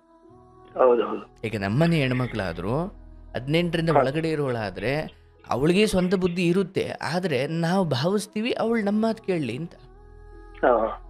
ಇಲ್ಲೇನಾಗ್ಬಿಡುತ್ತೆ, ನೀವು ಅವಳೇ ಸ್ವಂತ ಅಭಿಪ್ರಾಯ ತೆಗೆದುಕೊಳ್ಳುವಷ್ಟು ಗಟ್ಟಿ ಇದ್ದಾಳೆ ಅಂತ ಅಂದುಕೊಂಡ್ರಿ. ಬಟ್ ಬಿಲೋ 18 ಅನ್ನೋದು ಒಂದು ಕಾರಣ ಸಾಕಿತ್ತು ಅವರಿಗೆ ಆ ಹುಡುಗಿಯನ್ನು ಆ ಕಡೆ ಮಾಡಿಕೊಂಡು ಅಥವಾ ಬಲವಂತ ಮಾಡಿಯೋ ಏನೋ ಮಾಡಿಯೋ ನಿಮ್ಮನ್ನು ತುಳಿಯೋದಿಕ್ಕೆ ಅದು ಒಂದೇ ಕಾರಣ ಸಾಕಿತ್ತು. ಬಟ್ ಇವತ್ತು ನೀವು ಲೋಕಕ್ಕೆ ತುಂಬ ಗಟ್ಟಿಯಾಗಿ ಹೇಳ್ಬೋದು, ಈ 18ರ ಒಳಗಡೆನೋ ಆಚೆನೋ ನನಗನ್ಸುತ್ತೆ ತುಂಬ ಒಳ್ಳೆ ಮಟ್ಟಕ್ಕೆ ಒಂದು ದುಡಿಮೆ ಮಾಡಿಕೊಂಡು ಪ್ರಬುದ್ಧತೆ ಇರೋ ಎಂಥವರ ಸಮ್ಮುಖದಲ್ಲಿ ಆಗೋ ಮದುವೆಗಳು ಬಿಟ್ಟರೆ ಇವೆಲ್ಲ ಸುಮ್ಮನೆ ಇಡೀ ಈಗ ನೋಡಿ, ಕಪ್ಪು ಹೆಣ್ತಿನೋ ಬೆಳೆ ಹೆಣ್ತಿನೋ ಬಡವಿನೋ ಕುರೂಪಿನೋ ಅವಳ ಜೊತೆ ನೆಮ್ಮದಿಯಾಗಿ ಮನೇಲಿರೋದು ಹೆಂಗಿದೆ, ಇಂಥವ್ರ ಜೊತೆ ಜೈಲಲ್ಲಿರೋದು ಹೆಂಗಿದೆ. ಪಾಪ ಅವತ್ತು ಏನು ಕೆಟ್ಟಗಳಿಗೆ ನೀವು ಆ ಕಡೆ ವಾಲ್ಬಿಟ್ರಿ ಆತಗೆ. ಅದು ಅವ್ರ ಮನೆಗೆ ಗೊತ್ತಾದಾಗ ಬಹುಶಃ ಎತ್ತವರಾಗಿ ಅವರು ಅದನ್ನು ತಿದ್ದಿ ಬುದ್ಧಿ ಹೇಳಬೇಕಿತ್ತೆ ಹೊರತು ತಮ್ಮ ಮಗಳ ಜೀವನ ಸರಿ ಮಾಡೋ ನಿಟ್ಟಿನಲ್ಲಿ ಇನ್ನೊಬ್ಬ ಹುಡುಗನ ಜೀವನವನ್ನು ಈ ಮಟ್ಟಕ್ಕೆ ತಂದಿದ್ದು ದುರಂತ ಬಿಡಿ.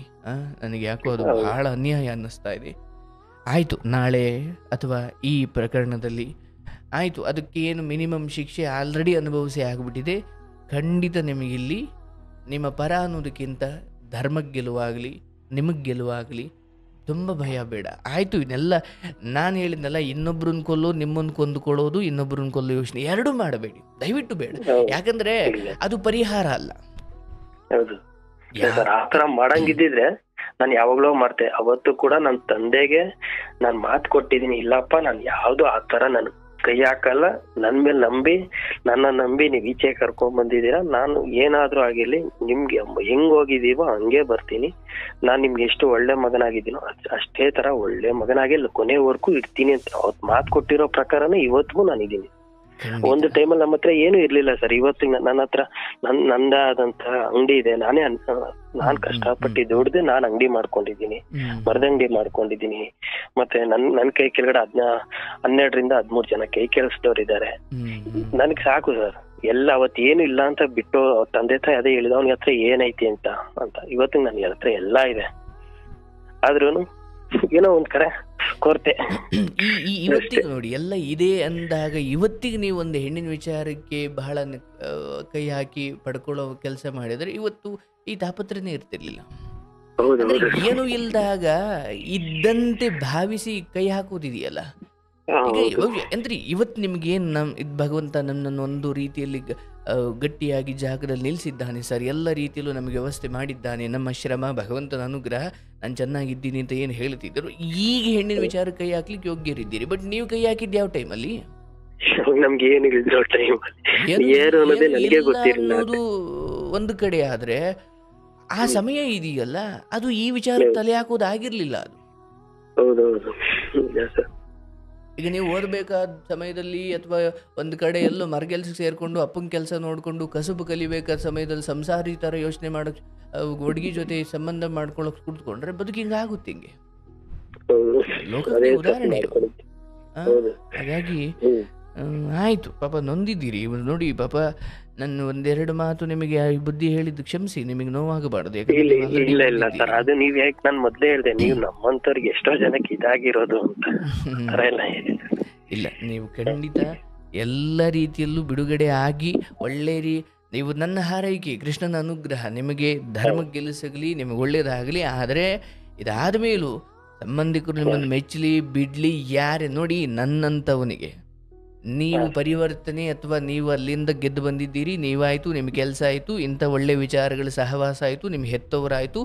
ನನಗನ್ಸುತ್ತೆ ನಿಮಗೆ ನಿಮ್ಮ ಬಗ್ಗೆ ಹೊರಗಡೆ ಎಲ್ಲೋ ವ್ಯವಹಾರದಲ್ಲೋ ಇನ್ನೆಲ್ಲೋ ಪರಿಚಯ ಆಗಿರೋರೇ ನಿಮ್ಗೆ ನಿಜವಾದ ಬಂಧುಗಳಾಗುತ್ತಾರೆ. ಈಗ ಗೊತ್ತಿರೋರು ಅಪ್ಪನ ಕಡೆಯವರು ಅಮ್ಮನ ಕಡೆಯವರು ಕೆಲವೊಮ್ಮೆ ಇಂಥ ವಿಚಾರಗಳನ್ನ ಇಟ್ಕೊಂಡು ನಿಮಗೆ ಮರ್ಯಾದೆನೇ ಕೊಡಲ್ಲ, ಹೆತ್ತವ್ರಿಗೂ ಕೊಡಲ್ಲ, ಬೇಕಾಗಿಲ್ಲ. ಯಾಕಂದರೆ ಇಲ್ಲಿ ಏನಾಯಿತು, ಹೌದು ನಿಮ್ಮದೇ ಆದ ಕೆಲವು ದೋಷಗಳಿರಬಹುದು, ಆದರೆ ಈ ಒಂದು ತಪ್ಪಿದೆಯಲ್ಲ, ಇದಾದ ಮೇಲೆ ನೀವು ಸಾಮ್ರಾಜ್ಯ ಸ್ಥಾಪಿಸಿದ್ರು ಕೂಡ ಸಾಮ್ರಾಜ್ಯವನ್ನು ಸ್ಥಾಪಿಸಿದ್ದಾನೆ, ಕಾರ್ ತಾಂಡಿದ್ದಾನೆ, ಹೌದು, ಆದರೆ ಕಳೆದ ಒಂದು 10 ವರ್ಷದಿಂದ ಏನು ಮಾಡಿದ್ದ ಗೊತ್ತಾ ಅಂತಾರೆ. ಹೌದು ಸರ್, ನಿಜ. ಇವತ್ತು ಅದೇ ಮಾತೆ ನಾನು ಕೇಳಿಸ್ಕೊಂತ ಇರೋದು, ಅದೇ ಮಾತೆ. ಖಂಡಿತ ಸರ್, ಅದು ಕಳಂಕಗಳು ಅವು ಒಮ್ಮೆಲೆ ಹೋಗಲ್ಲ. ನಾವು ಸೀತಾಮಾತೆಯ ಬಗ್ಗೆ, ರಾಮನ ಬಗ್ಗೆ, ಕೃಷ್ಣನ ಬಗ್ಗೆ ಎಷ್ಟು ಹೇಳಿದ್ರೂ ಕೂಡ, ಕೃಷ್ಣನ ಭಗವದ್ಗೀತೆ ಇದೆ, ಕೃಷ್ಣನ ಬೋಧನೆಗಳಿದ್ದಾವೆ, ಉದ್ಧವ ಗೀತೆ ಇದೆ, ಆತನ ಧರ್ಮಜ್ಞಾನ ಇದೆ, ಧರ್ಮ ಸಂದೇಶ ಇದೆ. ಆದರೆ ಆ ಕೃಷ್ಣನ ಬಗ್ಗೆ ಆಗದವ್ರು ಏನು ಹೇಳ್ತಾರೆ, ಏನ್ರಿ 16,000 ಹೆಣ್ತಾವನೆ ಅಂತ ಕಾಮುಕರಿ ಅಂತಾರೆ. ಹೌದು ಹೌದು ಸರ್, ನಿಜ ಸರ್. ಅರ್ಥಾತ್ ತುಂಬಾ ದೇವಾನುದೇವತೆಗಳ ನೀತಿ ಅಥವಾ ಧರ್ಮ ಬೋಧನೆಯನ್ನು ಮರೆತು ಅವರ ಕೆಲವು ಕೃಷ್ಣನ್ಗೆ 16,000 ಹೆಂಡತಿ, ಅದು ಅವ್ರ ತಪ್ಪು ಅಜ್ಞಾನ. 16,000 ಹೆಣ್ಣು ಮಕ್ಕಳು ಕೃಷ್ಣನನ್ನು ನಂಬಿದ್ರು ಅನ್ನೋದನ್ನು ಬಿಟ್ಟರೆ ಕೃಷ್ಣ ಎಲ್ಲರ ಜೊತೆ ಸಂಸಾರ ಮಾಡಿರಲಿಲ್ಲ. ಹೌದೌದು. ನರಕಾಸುರ ಅನ್ನೋ ರಾಕ್ಷಸನ ಅಧೀನದಲ್ಲಿದ್ದ ಹೆಣ್ಣು ಮಕ್ಕಳಿಗೆ ಆ ರಾಕ್ಷಸನನ್ನು ಕೊಂದು ಮುಕ್ತಿ ಕೊಟ್ಟಿದ್ದಕ್ಕೆ ಆ ಹೆಣ್ಣು ಮಕ್ಕಳು ಹೇಳ್ತಾರೆ, ಅಯ್ಯ ಕೃಷ್ಣ ಪರಮಾತ್ಮ, ಈ ರಾಕ್ಷಸನ ಬಳಿ ಇದ್ದು ಹೋಗೋದ್ರಿಂದ ಈಗ ಬಿಡುಗಡೆಯಾಗಿ ನಾವು ನಮ್ಮ ಮನೆಗೆ ಹೋದರೆ ನಮ್ಮನ್ನು ಏನಂತಾರೆ ಅಂದರೆ, ಯಾವನ ಜೊತೆನೋ ಇದ್ದು ಬಂದವಳು ಇವಳು ಅಂತ ಸಮಾಜ ಆಡ್ಕೊಳ್ಳುತ್ತೆ. ಹಾಗಾಗಿ ನಮ್ಮನ್ನು ಯಾಕೆ ಬಿಡಿಸ್ದಪ್ಪ, ಯಾಕಂದರೆ ಸಮಾಜ ಚುಚ್ಚಿ ಚುಚ್ಚಿ ಕೊಲ್ಲುತ್ತೆ ಎಂದಾಗ ಕೃಷ್ಣ ಹೇಳ್ತಾನೆ, ನನ್ನ ಹೆಸರು ಹೇಳ್ಕೊಂಡು ನನ್ನ ದ್ವಾರಕೆಯಲ್ಲೇ ಇದ್ದು ಬಿಡಿ. ಹೀಗೆ 16,000 ಜನ ಹಿಂಗೆ ಕೃಷ್ಣನನ್ನು ನಂಬಿ ಬದುಕಿದ್ದಕ್ಕೆ ಕೃಷ್ಣರನ್ನು ದ್ವಾರಕಾ ಸ್ತ್ರೀಯರು, ಕೃಷ್ಣ ಸ್ತ್ರೀಯರು, ಆ ಗೋಪಿಕೆಯರು ಅಂತ ಕರೀತಾರೆ. ಅದನ್ನ ಇವ್ರು ಏನು ಅಂದ್ಕೊಳ್ತಾರೆ, ಕೃಷ್ಣ ಆಗದೆ ಇದ್ದರೆ, ಕೃಷ್ಣನ ಕಂಡ್ರೆ ಆಗದೆ ಇರೋರು 16,000 ಜನ ಮದುವೆ ಆಗಿದೆ ಅಂತ ಕಾಮುಕರಿ ಕೃಷ್ಣ. ಯಾರು ಒಳ ಹೊಕ್ಕು ನೋಡಿ, ಅಯ್ಯೋ ಹಿಂಗೆ ಆ ಹುಡುಗಿನೇ ಬಂದ್ಲಪ್ಪ, ಪಾಪ ಅವತ್ತಿಗೆ ಏನೋ ಬುದ್ಧಿ ವಯೋಸಹಜವಾಗಿ ಏನೋ ಹಿಂಗಾಗಿ ಅವನು ಕೂಡ ಒಂದು ಸ್ವಲ್ಪ ಮಾತಾಡಿರ್ಬೋದು, ಅದಕ್ಕೆ ಇಷ್ಟೊಂದೆಲ್ಲ ಮಾಡೋ ಅವಶ್ಯಕತೆ ಏನಿತ್ತು, ಅಯ್ಯೋಯ್ಯೋ ಇದು ಅಂಥ ತಪ್ಪಲ್ಲಪ್ಪ ಅಂತ ಒಳ ಹೊಕ್ಕು ಯೋಚಿಸಿ ನಿಮ್ಮ ತಪ್ಪನ್ನು ಮನ್ನಿಸಿ ನಿಮ್ಮನ್ನು ಮೊದಲಿನಂತೆ ಕಾಣುವ ಬುದ್ಧಿ ಕೃಷ್ಣನ ಕುರಿತೂ ಇಲ್ಲ, ನಿಮ್ಮ ಕುರಿತು ಬರಲ್ಲ. ಹಾಗಾಗಿ ನೀವು ಅದಕ್ಕೆ ಭಯ ಪಡಂಗಿಲ್ಲ. ಏನೇ ಆಗಲಿ ಅದು ಬನ್ನಿ, ನಾವು ಇದ್ದೀವಿ, ನಾವು ಮಾತಾಡ್ತೀವಿ, ನಿಮ್ಮನ್ನು ನಾನು ಮೊದಲಿನಂತೆ ಕಾಣ್ತೀನಿ, ಅಥವಾ ದೊಡ್ಡ ಮನಸ್ಸಿನವರು ನಿಮ್ಮನ್ನು ಹಾಗೆ ಕಾಣ್ತಾರೆ. ಆದರೆ ಒಂದು ತಪ್ಪನ್ನು ಹಿಡಿದು ನಿಮ್ಮ ಎಲ್ಲ ಬದಲಾವಣೆಗಳನ್ನು, ಒಳ್ಳೆಯತನಗಳನ್ನು ಮಣ್ಣು ಪಾಲು ಮಾಡೋರ ಹತ್ರ ಹೋಗಲೇಬೇಡಿ. ಯಾಕಂದರೆ ಜೈಲು ಶಿಕ್ಷೆ ಅನುಭವಿಸ್ಬೋದು, ಇವ್ರ ಮಾತನ್ನು ಅನುಭವಿಸೋಕ್ಕಾಗಲ್ಲ. ಬೇಡ. ನಾನು ಹೇಳ್ತೀನಲ್ಲ, ನನ್ನ ಅಂತರಂಗದಲ್ಲಿ ನಾನು ಪರಿವರ್ತನೆ ಆದೆ, ಬದಲಾವಣೆ ಆದೆ. ಅದು ನನ್ನ ಪ್ರಕಾರ ಎಷ್ಟೋ ಸಾರಿ ನಾನು ನೋಡಿದ್ದೀನಿ ಕೆಲವು ಕತೆಗಳಲ್ಲಿ, ಪೇಪರ್ಗಳಲ್ಲಿ 40 ವರ್ಷ, 30 ವರ್ಷ, 25 ವರ್ಷ ಜೈಲಲ್ಲಿ ಕಳೆದು ಏನೂ ತಪ್ಪಿಲ್ಲದೆ ಜೈಲಲ್ಲಿ ಕಳೆದಿರೋರಿದ್ದಾರೆ. ಹೌದು. ಇಂಥ ಸ್ಥಿತಿ ಅಂದರೆ ಇದು ಬಹಳ ಬಹಳ. ನಾನು ಕಾನೂನಿಗೇನು ಅನ್ನಲ್ಲ, ಅಥವಾ ಕಾನೂನು ವಿಚಾರ ನಾನೇನು ಮಾತಾಡಲ್ಲ, ಅದು ದೊಡ್ಡವ್ರ ವಿಚಾರ. ಆದರೆ ನನಗನ್ಸೋದು ಈ ಕಥೆಯಿಂದ ನಾವು ಅರ್ಥ ಮಾಡಿಕೊಳ್ಬೇಕು, ಹೆಣ್ಣಿನ ವಿಚಾರ, ಅದರಲ್ಲೂ ಬಿಲೋ 18. ಸ್ಕೂಲಲ್ಲೇ ನಾನು ಲವ್ ಮಾಡಿಬಿಟ್ಟೆ, ನಾನು PUC ಓದ್ತಿದ್ದೆ ಸರ್, ನಾನು ಡಿಗ್ರಿ ಓದ್ತಿದ್ದೆ ಸರ್, ಆದರೆ ನಮ್ಮೂರಿಗೆ ಒಂದು 10ನೇ ಕ್ಲಾಸಿಗೆ ಹುಡುಗಿ ಬರ್ತಿದ್ದು ಸರ್, ಆ ಹುಡುಗಿ ನಾನು ಇಷ್ಟಪಡ್ತಿದ್ಲು ಸರ್. ಇವೆಲ್ಲ ಎಲ್ಲಿಗೆ ತಗೊಂಡೋಗಿ ನಿಲ್ಲಿಸ್ತವೆ ಅನ್ನೋದಕ್ಕೆ ಇದು ಉದಾಹರಣೆ. ಎಲ್ಲರೂ ಕೂಡ ಯಾಕಂದರೆ ವಯೋಸಹಜವಾಗಿ ಆಗುವ ತಪ್ಪುಗಳನ್ನು ಆ ಮಕ್ಕಳುಗಳನ್ನು ಕೂರಿಸಿ ಬುದ್ಧಿ ಹೇಳಿ ಅವರವ್ರನ್ನ ದೂರ ಮಾಡ್ತಾರೋ, ಹತ್ರ ಮಾಡ್ತಾರೋ, ಅಥವಾ ಅವ್ರವ್ರಿಗೆ 2 ಹೊಡೆದು ಬುದ್ಧಿ ಹೇಳ್ತಾರೋ ಮಾಡಬೇಕೆ ಹೊರತು ಈ ಮಟ್ಟಿನ ಶಿಕ್ಷೆ ಒಳ್ಳೇದಲ್ಲ. ಅದರಲ್ಲೂ ಒಂದು ಹೆಣ್ಮಗಳು ಹಿಂಗೆ ಬದಲಾಗಿರೋದಿದೆಯಲ್ಲ, ಪ್ರೀತಿಗೆ ಕಳಂಕ ಅದು. ನೀವು ಚೆನ್ನಾಗಿ ಹೇಳಿದ್ರಿ, ಅದನ್ನು ಒಂದು ನಿಯತ್ತಾಗಿ ನಿಲ್ಲೋದಾದರೆ ಮಾಡಬೇಕು. ಏನು ಮಾಡ್ತೀರಿ? ಆಗಲಿ, ನಾಳೆ ಹೋಗು ಅಂದರೆ ನಾಳೆ ಕೋರ್ಟಲ್ಲಿ ಇದೆ. ಹೌದು ಸರ್, ಇದೆ ಕೋರ್ಟಲ್ಲಿ ನಾಳೆ ಇದೆ.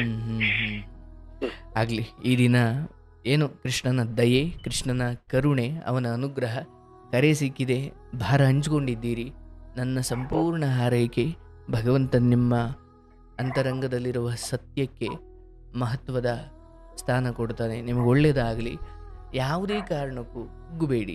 ಏನೇ ಆಗಲಿ ನಾನು ಬದುಕಿದ್ದು ಸಾಧಿಸ್ತೀನಿ. ಹೆತ್ತವರಿಗೆ ನೀವು ಜೀವಂತವಾಗಿದ್ದರೆ ಸಾಕು, ಅವ್ರಿಗೆ ಅದೇ ದೊಡ್ಡ ಖುಷಿ. ಹೌದು ಎಲ್ಲೇ ಇರಿ ಜೀವಂತವಾಗಿರಿ. ಹೌದು ಇಲ್ಲ ನಾನು ಮತ್ತೆ ಬರ್ತೀನಿ, ಮತ್ತೆ ನಾನು ದಾರಿಗಳಿದ್ದಾವೆ. ಇವತ್ತು ಆಗ ನೋಡಿದ್ರೆ ಎಂತೆಂಥ ದೊಡ್ಡ ರಾಜಕಾರಣಿಗಳೆಲ್ಲ ಬೇಲಲ್ಲೇ ಇದ್ದಾರಲ್ಲ ಸರ್. ಹೌದೌದು ಬದುಕು ಏನು ನಮ್ಮ ಪಾಲಿಂದು ಕರ್ಮಗಳನ್ನು ನಾವು ಅನುಭವಿಸ್ತಾ ಸಾಗ್ತಾ ಇದ್ದೀವಿ. ಶುಭವಾಗಲಿ, ಎಲ್ಲ ಒಳ್ಳೆಯದಾಗಲಿ. ಅಪ್ಪ ಅಮ್ಮನಿಗೆ ನೀವು ಧೈರ್ಯ ಹೇಳ್ತಾ ಇರಿ. ನೀವು ಅವ್ರ ಮುಂದೆ ಕುಗ್ಗೋಕೆ ಹೋಗಬೇಡಿ. ಸತ್ಯ ಗೆಲುವಾಗಲಿ. ಸತ್ಯಮೇವ ಜಯತೆ. ಎಲ್ಲ ಸತ್ಯಕ್ಕೆ ಧರ್ಮಕ್ಕೆ ಗೆಲುವಾಗಲಿ. ನೀವು ಧೈರ್ಯವಾಗಿರಿ, ಆರೋಗ್ಯ ಕಾಪಾಡ್ಕೊಳ್ಳಿ. ಯಾವಾಗಾದರೂ ಕರೆ ಮಾಡಿ ತಿಳಿಸಿ ಏನಾಯಿತು ಎತ್ತ ಅಂತ. ಬಟ್ ಭಗವಂತ ಖಂಡಿತ ಸರ್ ಹೇಳ್ತೀನಿ ಸರ್, ಖಂಡಿತ ಹೇಳ್ತೀನಿ. ನಾನು ಯಾಕೆ ಹೇಳ್ತಿದ್ದೀನಿ ಅಂದ್ರೆ ನನ್ನಂತೂ ಎಷ್ಟೋ ಜನ ಇದಾರೆ, ಅವ್ರಿಗೆಲ್ಲ ಒಂದ್ ಇದಾಗ್ಲಿ. ಮುಂದೆ ಬರೋರ್ಗೂ ಸ್ವಲ್ಪ ಅವ್ರು ಎಚ್ಚರಿಕೆಯಿಂದ ಇರ್ಬೇಕು ಅಂತ ನಾನು ಹೇಳ್ತಾ ಇರೋದು ಅಷ್ಟೇ. ಅವ್ರು ಹುಷಾರಾಗಿರ್ಬೇಕು, ಯಾವ್ದು ಮಾಡಬಾರ್ದು. ನಾನ್ ಮಾಡಿರೋ ತಪ್ಪನ್ನ ಯಾರು ಅನುಭವಿಸ್ಬಾರ್ದು. ನನಗೆ ಕಾಪಾಡಕ್ಕೆ ನನ್ನ ತಂದೆ ತಾಯಿ ಇದ್ರು ಕಾಪಾಡೋದು. ಬಟ್ ಬೇರೆಯವ್ರಿಗೆ ಅವ್ರು ಇಡ್ತಾರೋ ಇಲ್ವೋ ಏನೋ ಒಂದಾಗಿರ್ಬೋದು. ಸಿಂಗಲ್ ಪೇರೆಂಟ್ ಲಕ್ಷಾಂತರ ರೂಪಾಯಿ ಖರ್ಚು ಮಾಡಿ ಕೋರ್ಟಿಗೆ ಅಲಿಯೋದಿದೆಯಲ್ಲ ಸರ್. ಹೌದು ಸರ್. ಈಗ ಏನು ಆಸ್ತಿ ಅಂತಸ್ತು ತಡೆಯಪ್ಪ ಖರ್ಚು ಮಾಡಿದ್ರು ನಾಳೆ ಬರೋದೈತಿ ಅಂದ್ರೆ ಸರಿ. ಇದೆಲ್ಲ ನೋಡಿ, ಆಸ್ತಿ ವಿಚಾರಕ್ಕೆ ಓಡಾಡಿದ್ರೆ ಅದಕ್ಕೇನು ಮರ್ಯಾದೆ ಹೋಗಲ್ಲ. ಹೌದೌದು. ಬಟ್ ಈ ಮಾಡದೇ ಇರೋ ತಪ್ಪಿಗೆ ಅದರಲ್ಲಿ ಹೆಣ್ಣಿನ ವಿಚಾರ ಅಥವಾ ಇಂಥ ಕಳಂಕಗಳು ಏನಪ್ಪ ಇದು. ಒಂದೋ ದುಡ್ಡು ಕಳ್ಕೊಂಡು, ಮರ್ಯಾದೆ ಕಳ್ಕೊಂಡು, ಆಯಸ್ಸು ಕಳ್ಕೊಂಡು, ಎಲ್ಲ ಕಳ್ಕೊಂಡಿದ್ದೆ, ಪಡ್ಕೊಂಡಿದ್ದೇನು ಇಲ್ವಲ್ಲ. ಏನಿಲ್ಲ ಸರ್, ಏನಂದ್ರೆ ಏನು ಇಲ್ಲ, ಎಲ್ಲ ಕಳ್ಕೊಂಡಿದ್ದೆ ನಂದು ಪರಿಸ್ಥಿತಿ ಆಗೋಯ್ತು. ಅದಕ್ಕೆ ನಾನು ಎಲ್ಲರಿಗೂ ಹೇಳೋದು ಇಷ್ಟೇನೆ, ಯಾರು ಏನು ನೋಡಿ ಮಾಡಿ ಇಷ್ಟೇನೆ ನಾನು ಕೇಳೋದು. ಅರ್ಥ ಮಾಡ್ಕೊಳ್ಳಿ. ಎಂದಿಗೂ ಕೂಡ ಇಲ್ಲಿ ಲೋಕದಲ್ಲಿ ಈ ಜನರು, ಈ ಮೇಲಿನವರು, ಅಧಿಕಾರಿಗಳು ಇವರೆಲ್ಲರೂ ತಮ್ಮ ಪಾಪದ ಫಲ ಎಂಬುವಂತೆ ತಮ್ಮ ಷಡ್ಯಂತ್ರಗಳಿಗೆ ನಿಮ್ಮನ್ನು ಸಿಗಾಕಿಸ್ಬೋದು. ಈ ಕೋರ್ಟುಗಳಲ್ಲಿ, ಈ ನ್ಯಾಯಾಲಯಗಳಲ್ಲಿ ಅಥವಾ ಇಲ್ಲೆಲ್ಲೋ ನಿಮ್ಮ ಸತ್ಯ ಮೇಲೆ ಕಾಣದೇ ಇರಬಹುದು, ನಿಮ್ಮ ಸತ್ಯಕ್ಕೆ ಎತ್ತರದ ಸ್ಥಾನ ಸಿಗದೇ ಇರಬಹುದು. ಆದರೆ ಭಗವಂತನ ನ್ಯಾಯಾಲಯ ಅಂತ ಒಂದಿದೆ, ನೀವು ಅದನ್ನು ನಂಬಿ. ಯಾರು ನಿಮಗೆ ಅನ್ಯಾಯವನ್ನು ಎತ್ತಿ ಹಿಡಿದು ಅನ್ಯಾಯಕ್ಕೆ ಗೆಲುವು ಅಂತ ಇಲ್ಲಿ ಹೇಳ್ತಾರೋ ಅಲ್ಲಿ ಅವರು ಅದಕ್ಕೆ ತಕ್ಕ ಶಿಕ್ಷೆಯನ್ನು ಅನುಭವಿಸಬೇಕು. ಹಾಗಾಗಿ ನೀವು ಇಲ್ಲಿ ನಿಮ್ಮ ವಿರುದ್ಧ ಆದ ಕುತಂತ್ರಗಳಿಗೂ ಎಂಥ ದೇವಾನುದೇವತೆಗಳಿಗೂ ಶನಿ ಆಗಲೇ ಇರೋದ್ರೆ ಯಾರನ್ನು ಬಿಡಲ್ಲ. ಅದು ಅದೊಂದು ಕೆಟ್ಟಗಳಿಗೆ ಕಳಿಲೇಬೇಕು. ಭಗವಂತ ನಿನ್ನ ನಂಬಿದ್ದೀನಪ್ಪ, ಹಾಲಲ್ಲಾದ್ರೂ ಹಾಕು, ನೀರಲ್ಲಾದ್ರೂ ಹಾಕು, ಇನ್ನು ಕಳ್ಕೊಳೋಕೇನೂ ಇಲ್ಲ. ನಾನು ಯಾರನ್ನೂ ಕೊಲ್ಲಲ್ಲ, ನಾನು ಯಾರನ್ನೂ ದೂಷಿಸಲ್ಲ, ನಾನು ಯಾರನ್ನೂ ಇವ್ರು ಸರಿ ಇವ್ರು ತಪ್ಪು ನಾನು ಯಾರನ್ನೂ ಹೇಳಲ್ಲ. ಯಾಕಂದರೆ ಇಲ್ಲಿಗೆ ಬಂದಾದ ಮೇಲೆ ಅದನ್ನು ಆಡ್ತಾ ಹೋದ್ರೆ ಇನ್ನೂ ನಾನು ಕುಗ್ಗು ಹೋಗ್ತೀನಿ ಹೊರತು ಗಳಿಸೋದೇನೂ ಇಲ್ಲ. ಇಲ್ಲ ಸರ್, ನಾನು ಇವತ್ತಿಗೂ ಹೇಳ್ತೀನಿ, ನಾನು ಆ ಹುಡುಗಿಗೆ ಆಗ್ಲಿ ಅವ್ರ ತಂದೆ ತಾಯಿಗೆ ಆಗ್ಲಿ ಅವ್ರು ಮಾಡಿದ ತಪ್ಪು ಅಂತ ಹೇಳೋದೇ ಇಲ್ಲ. ನಾನ್ ಮಾಡ್ಕೊಂಡಿರೋ ದೊಡ್ಡ ತಪ್ಪಿದು. ನಾನು ಅವ್ರು ಇವತ್ತಿಗೂ ಸರ್ ಯಾರೇ ಕೇಳಿ ಇಲ್ಲ ಅವ್ರೇನು ತಪ್ಪು ಮಾಡಿಲ್ಲ, ಅವ್ರೇನಕ್ಕೆ ತಪ್ಪು, ನನಗ್ ಬುದ್ಧಿ ಇರ್ಬೇಕಾಗಿತ್ತು, ನನ್ಗೆಲ್ಲೋಗಿತ್ತು ಬುದ್ಧಿ.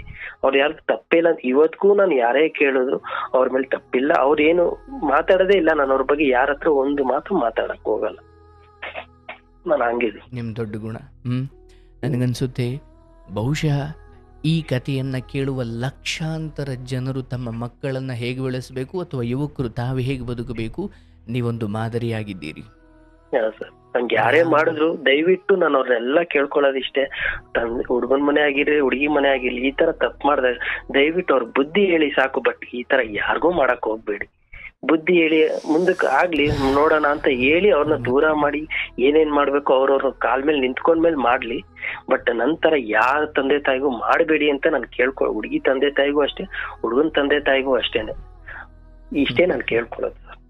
ಇದೊಂದೇ ಬಹಳ ಅಂದ್ರೆ ಈ ಮಾತು ಹೇಳಬೇಕಾದ್ರೆ ನೀವಿರೋ ಸ್ಥಿತಿ, ನಿಮ್ಮ ಬಾಯಿಂದ ಬರ್ತಿರೋ ಮಾತು ದೊಡ್ಡ ಮನಸ್ಸಪ್ಪ ನಿಮ್ದು. ನನಗೆ ನನ್ನ ಇಡೀ ಕಾರ್ಯಕ್ರಮದ ಈ ಇಷ್ಟು ದೊಡ್ಡ ಇತಿಹಾಸದಲ್ಲಿ ನಿಮ್ಮ ಕತೆ ನನಗೆ ನಿಜಕ್ಕೂ ಅನ್ಯಾಯ ಅನಿಸಿದ ಒಂದು ಕಡೆ. ಆದರೆ ಒಬ್ಬ ಮನುಷ್ಯ ಎಷ್ಟು ಸಹನೆ ಮಾಡ್ಬೋದು. ನನಗೆ ನಿಜವಾಗ್ಲೂ ಕಾಡೋದೇನೆಂದರೆ ನಿಮ್ಮ ಹೆತ್ತವರು ಇದನ್ನು ಫೇಸ್ ಮಾಡೋ ರೀತಿ ಇದೆಯಲ್ಲ, ನಿಜವಾದ ಜೈಲು ನೀವಿರೋದಕ್ಕಿಂತ ಇವರಿರೋದೇ ದೊಡ್ಡ ಜೈಲಾಗಿರುತ್ತೆ. ಹೌದೌದು, ತುಂಬಾ ನಿಜಾನೇ ಸರ್. ಅವ್ರಿಗೆ ಹೊರಗಡೆ ಹೋಗಿ ಒಂದು ಹಾಲು ತರಬೇಕು, ಒಂದೆಲ್ಲೋ ಸಂಬಂಧಿಕರು ಕಾರ್ಯಕ್ರಮಕ್ಕೆ ಹೋಗಬೇಕು. ಜೈಲಂದರೆ ಅದೇ ಆಗಿದೆ. ಯಾವುದು ಮನುಷ್ಯನನ್ನು ಪರಿವರ್ತಿಸಬೇಕು ಅದು. ಆದರೆ ನೀವಿರೋ ಜೈಲು ಪರಿವರ್ತಿಸಿದ್ರೆ ಇವರಿರೋ ಜೈಲು ಸ್ಮಶಾನದ ಕಡೆ ಹೋಗ್ಬಿಡೋಣ ಅನ್ನೋ ಯೋಚನೆಯನ್ನೇ ಕೊಡುತ್ತೆ ಯಾವಾಗ. ಹೌದು ಸರ್, ನಿಜ. ಆ ಮಾತು ಸುಮಾರು ಸತಿ ನನ್ನ ತಂದೆ ತಾಯಿ ಹತ್ರ ಕೇಳಿದೀನಿ. ನಾನೇ ಅವ್ರಿಗೆ ಏನು ಆಗಲ್ಲ, ಯಾಕೆ ತಲೆ ಕೆಡ್ಸ್ಕೊಂತೀರ, ಏನಿಲ್ಲ ಅಂತಾನೆ ಹೇಳಿರೋದೇ. ಹೋಗಿ ಆಗಲಿ, ಎಲ್ಲವೂ ನನಗೆ ಎತ್ತವರ ನಿಮ್ಮ ಅಪ್ಪ ಅಮ್ಮ ತಮ್ಮ ಅಥವಾ ನಿಮ್ಮ ಮನೆಯವರು, ಭಗವಂತ ಇದೆಲ್ಲವನ್ನು ಬೇಗ ಮೀರುವ ಶಕ್ತಿ ಕೊಡಲಿ. ಇದೆಲ್ಲದರಿಂದ ಹೊರಗಡೆ ಬಂದ ಮೇಲೆ ನೀವು ಬರ್ತೀರಾ, ಖಂಡಿತ ಬರ್ತೀರಾ. ನಿಮ್ಮ ಮನೆ ದೇವರು, ಹೆಣ್ಣು ದೇವರು, ಗಂಡ ದೇವರು ಮತ್ತು ನಿಮ್ಮ ಅಪ್ಪ ಅಮ್ಮ ಇವರೆಲ್ಲರ ಆಶೀರ್ವಾದ ನಿಮಗಿರಲಿ. ಹೊರಗಡೆ ಬರ್ತೀರಿ. ಆವಾಗ ಯಾವುದೂ ಕೂಡ ಯಾರು ಎಲ್ಲಿ ಏನು ಕೇಳಿದ್ರು ಕೂಡ ಯಾರನ್ನೂ ದೂಷಿಸಂಗಿಲ್ಲ, ಏನೂ ಬೇಡ. ಅಧ್ಯಾತ್ಮದ ಕಡೆ ಗಮನ ಕೊಡಿ, ನಿಮ್ಮ ಕೆಲಸ ಮಾಡ್ಕೊಳ್ಳಿ. ನಾವಿದ್ದೀವಿ, ನಮ್ಮ ನೆನಪು ಮಾಡ್ಕೊಳ್ಳಿ. ದೇವ್ರು ನಿಮ್ಮನ್ನು ಚೆನ್ನಾಗಿಡ್ತಾರೆ. ನಾನು ಬಂದಿದ ತಕ್ಷಣ ನಾನು ನಿಮ್ಗೆ ಏನಾಗಿರ್ಲಿ ನಾನು ಮಾಡೇ ಮಾಡ್ತೀನಿ. ಆಯ್ತು, ಭಗವಂತ ನಿಮ್ಮನ್ನು ಚೆನ್ನಾಗಿಡ್ಲಿ. ಶುಭವಾಗಲಿ ಸರ್. ಒಳ್ಳೆಯದಾಗಲಿ. Thank you sir, thank you sir. ಪರಮಾತ್ಮ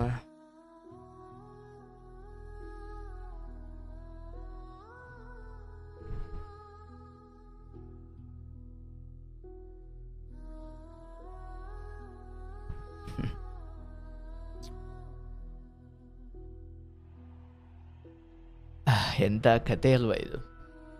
ನನಗೆ ಸುಮ್ಮನೆ ನಿಮ್ಮದೊಂದು ಜೀವನವನ್ನು ಈ ತಪ್ಪು ಮಾಡಿದವರು ಶಿಕ್ಷೆ ಅನುಭವಿಸೋದು ಒಂದು ಕಡೆ, ಆದರೆ ಈಗ ಇವ್ರದ್ದು ಒಂದಷ್ಟು ಚಿಕ್ಕ ಪುಟ್ಟ ತಪ್ಪುಗಳಿದ್ದಾವೆ, ನಾನು ಇಲ್ಲ ಅಂತ ಹೇಳಲ್ಲ. ಆದರೆ ಮನುಷ್ಯರಾದವರು ಯಾರೂ ಕೂಡ, ಯಾರೇ ಹೆತ್ತ ಮಕ್ಕಳಾದರೂ ಆಗಿರ್ಬೋದು,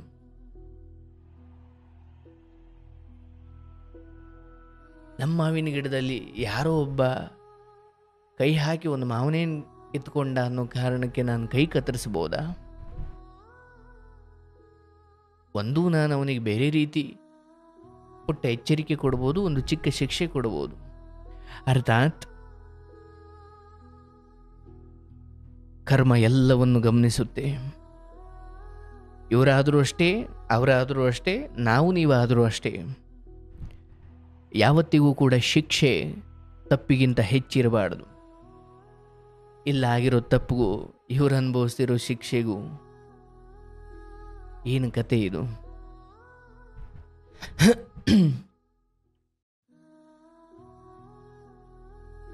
ಈ ಕ್ಷಣ ನಿಮಗೆ ಸ್ವಲ್ಪ ಬೇಸರ ಇರಬಹುದು, ದುಃಖ ಇರಬಹುದು.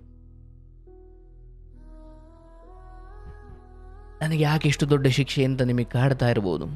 ಸಾವಿನ ಯೋಚನೆ ಬರ್ಬೋದು, ಅಥವಾ ಅಪ್ಪ ಅಮ್ಮನ ಕಣ್ಣೀರು ನೋಡಿ ನಿಮಗೆ ಬದುಕು ಬೇಡ ಅನಿಸ್ಬೋದು. ಆದರೆ ನಾನು ಹೇಳ್ತೀನಿ, ನಮ್ಮ ಪಾಲಿಗೆ ಇರ್ತಕ್ಕಂಥದ್ದನ್ನು ತಪ್ಪಿಸಿಕೊಳ್ಳಲಿಕ್ಕೆ ಯಾವತ್ತಿಗೂ ಸಾಧ್ಯವಿಲ್ಲ. ಕೆಲವೊಮ್ಮೆ ನಾವೇನೂ ಮಾಡಿರೋದಿಲ್ಲ, ಪೂರ್ವಜನ್ಮದ ಪ್ರಾರಬ್ಧ ನಾವು ಅದನ್ನು ಅನುಭವಿಸಬೇಕಾಗುತ್ತೆ. ಅದಕ್ಕೆ ಗುರುಗಳು ಹೇಳೋರು, ರಾಮಚಂದ್ರ ಇದ್ದರೂ ಕೂಡ ಸೀತಾಮಾತೆಯನ್ನ ರಾವಣನ ಕಿಡ್ನಾಪಿಂದ ಅಥವಾ ರಾವಣ ಸೀತೆಯನ್ನು ಹೊತ್ಕೊಂಡು ಹೋದ್ನಲ್ಲ, ರಾಮ ಇದ್ರೂ ಕೂಡ ಸೀತೆಯ ಅಪಹರಣವನ್ನು ತಪ್ಪಿಸ್ಲಿಕ್ಕೆ ಆಗಲಿಲ್ವಲ್ಲ.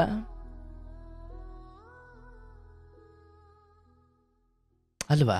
ಕೃಷ್ಣ ಇದ್ರೂ ಕೂಡ ಯಾದವರ ನಾಶವನ್ನು ತಡೆಯೋಕ್ಕಾಗಲಿಲ್ವಲ್ಲ. ಒಬ್ಬ ಅಭಿಮನ್ಯು ಎಂಥ ಧೀರ ವೀರ ಶೂರ, ಅವನು ಕೂಡ ಚಕ್ರವ್ಯೂಹದಿಂದ ಹೊರಗಡೆ ಬರ್ಲಿಕ್ಕೆ ಆಗಲಿಲ್ವಲ್ಲ. ಕರ್ಣ ಎಂಥ ಮಹಾನುಭಾವ, ಮಹಾನ್ ಯೋಧ, ಮಹಾನ್ ಜ್ಞಾನಿ, ಮಹಾನ್ ದಾನಿ, ಅವನು ಕೂಡ ಯುದ್ಧ ಭೂಮಿಯಲ್ಲಿ ಸತ್ನಲ್ಲ.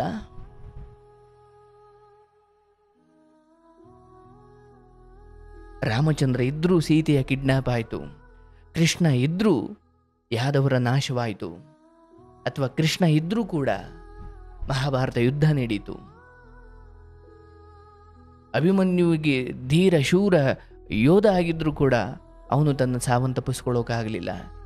ಕೆಲವೊಮ್ಮೆ ಎಲ್ಲ ಇದ್ದರೂ ಕೂಡ ತಮ್ಮ ತಮ್ಮ ಪಾಲಿನದ್ದನ್ನು ಬಂದಿದ್ದ ಅನುಭವಿಸಲೇಬೇಕು, ಬೇರೆ ದಾರಿ ಇಲ್ಲ.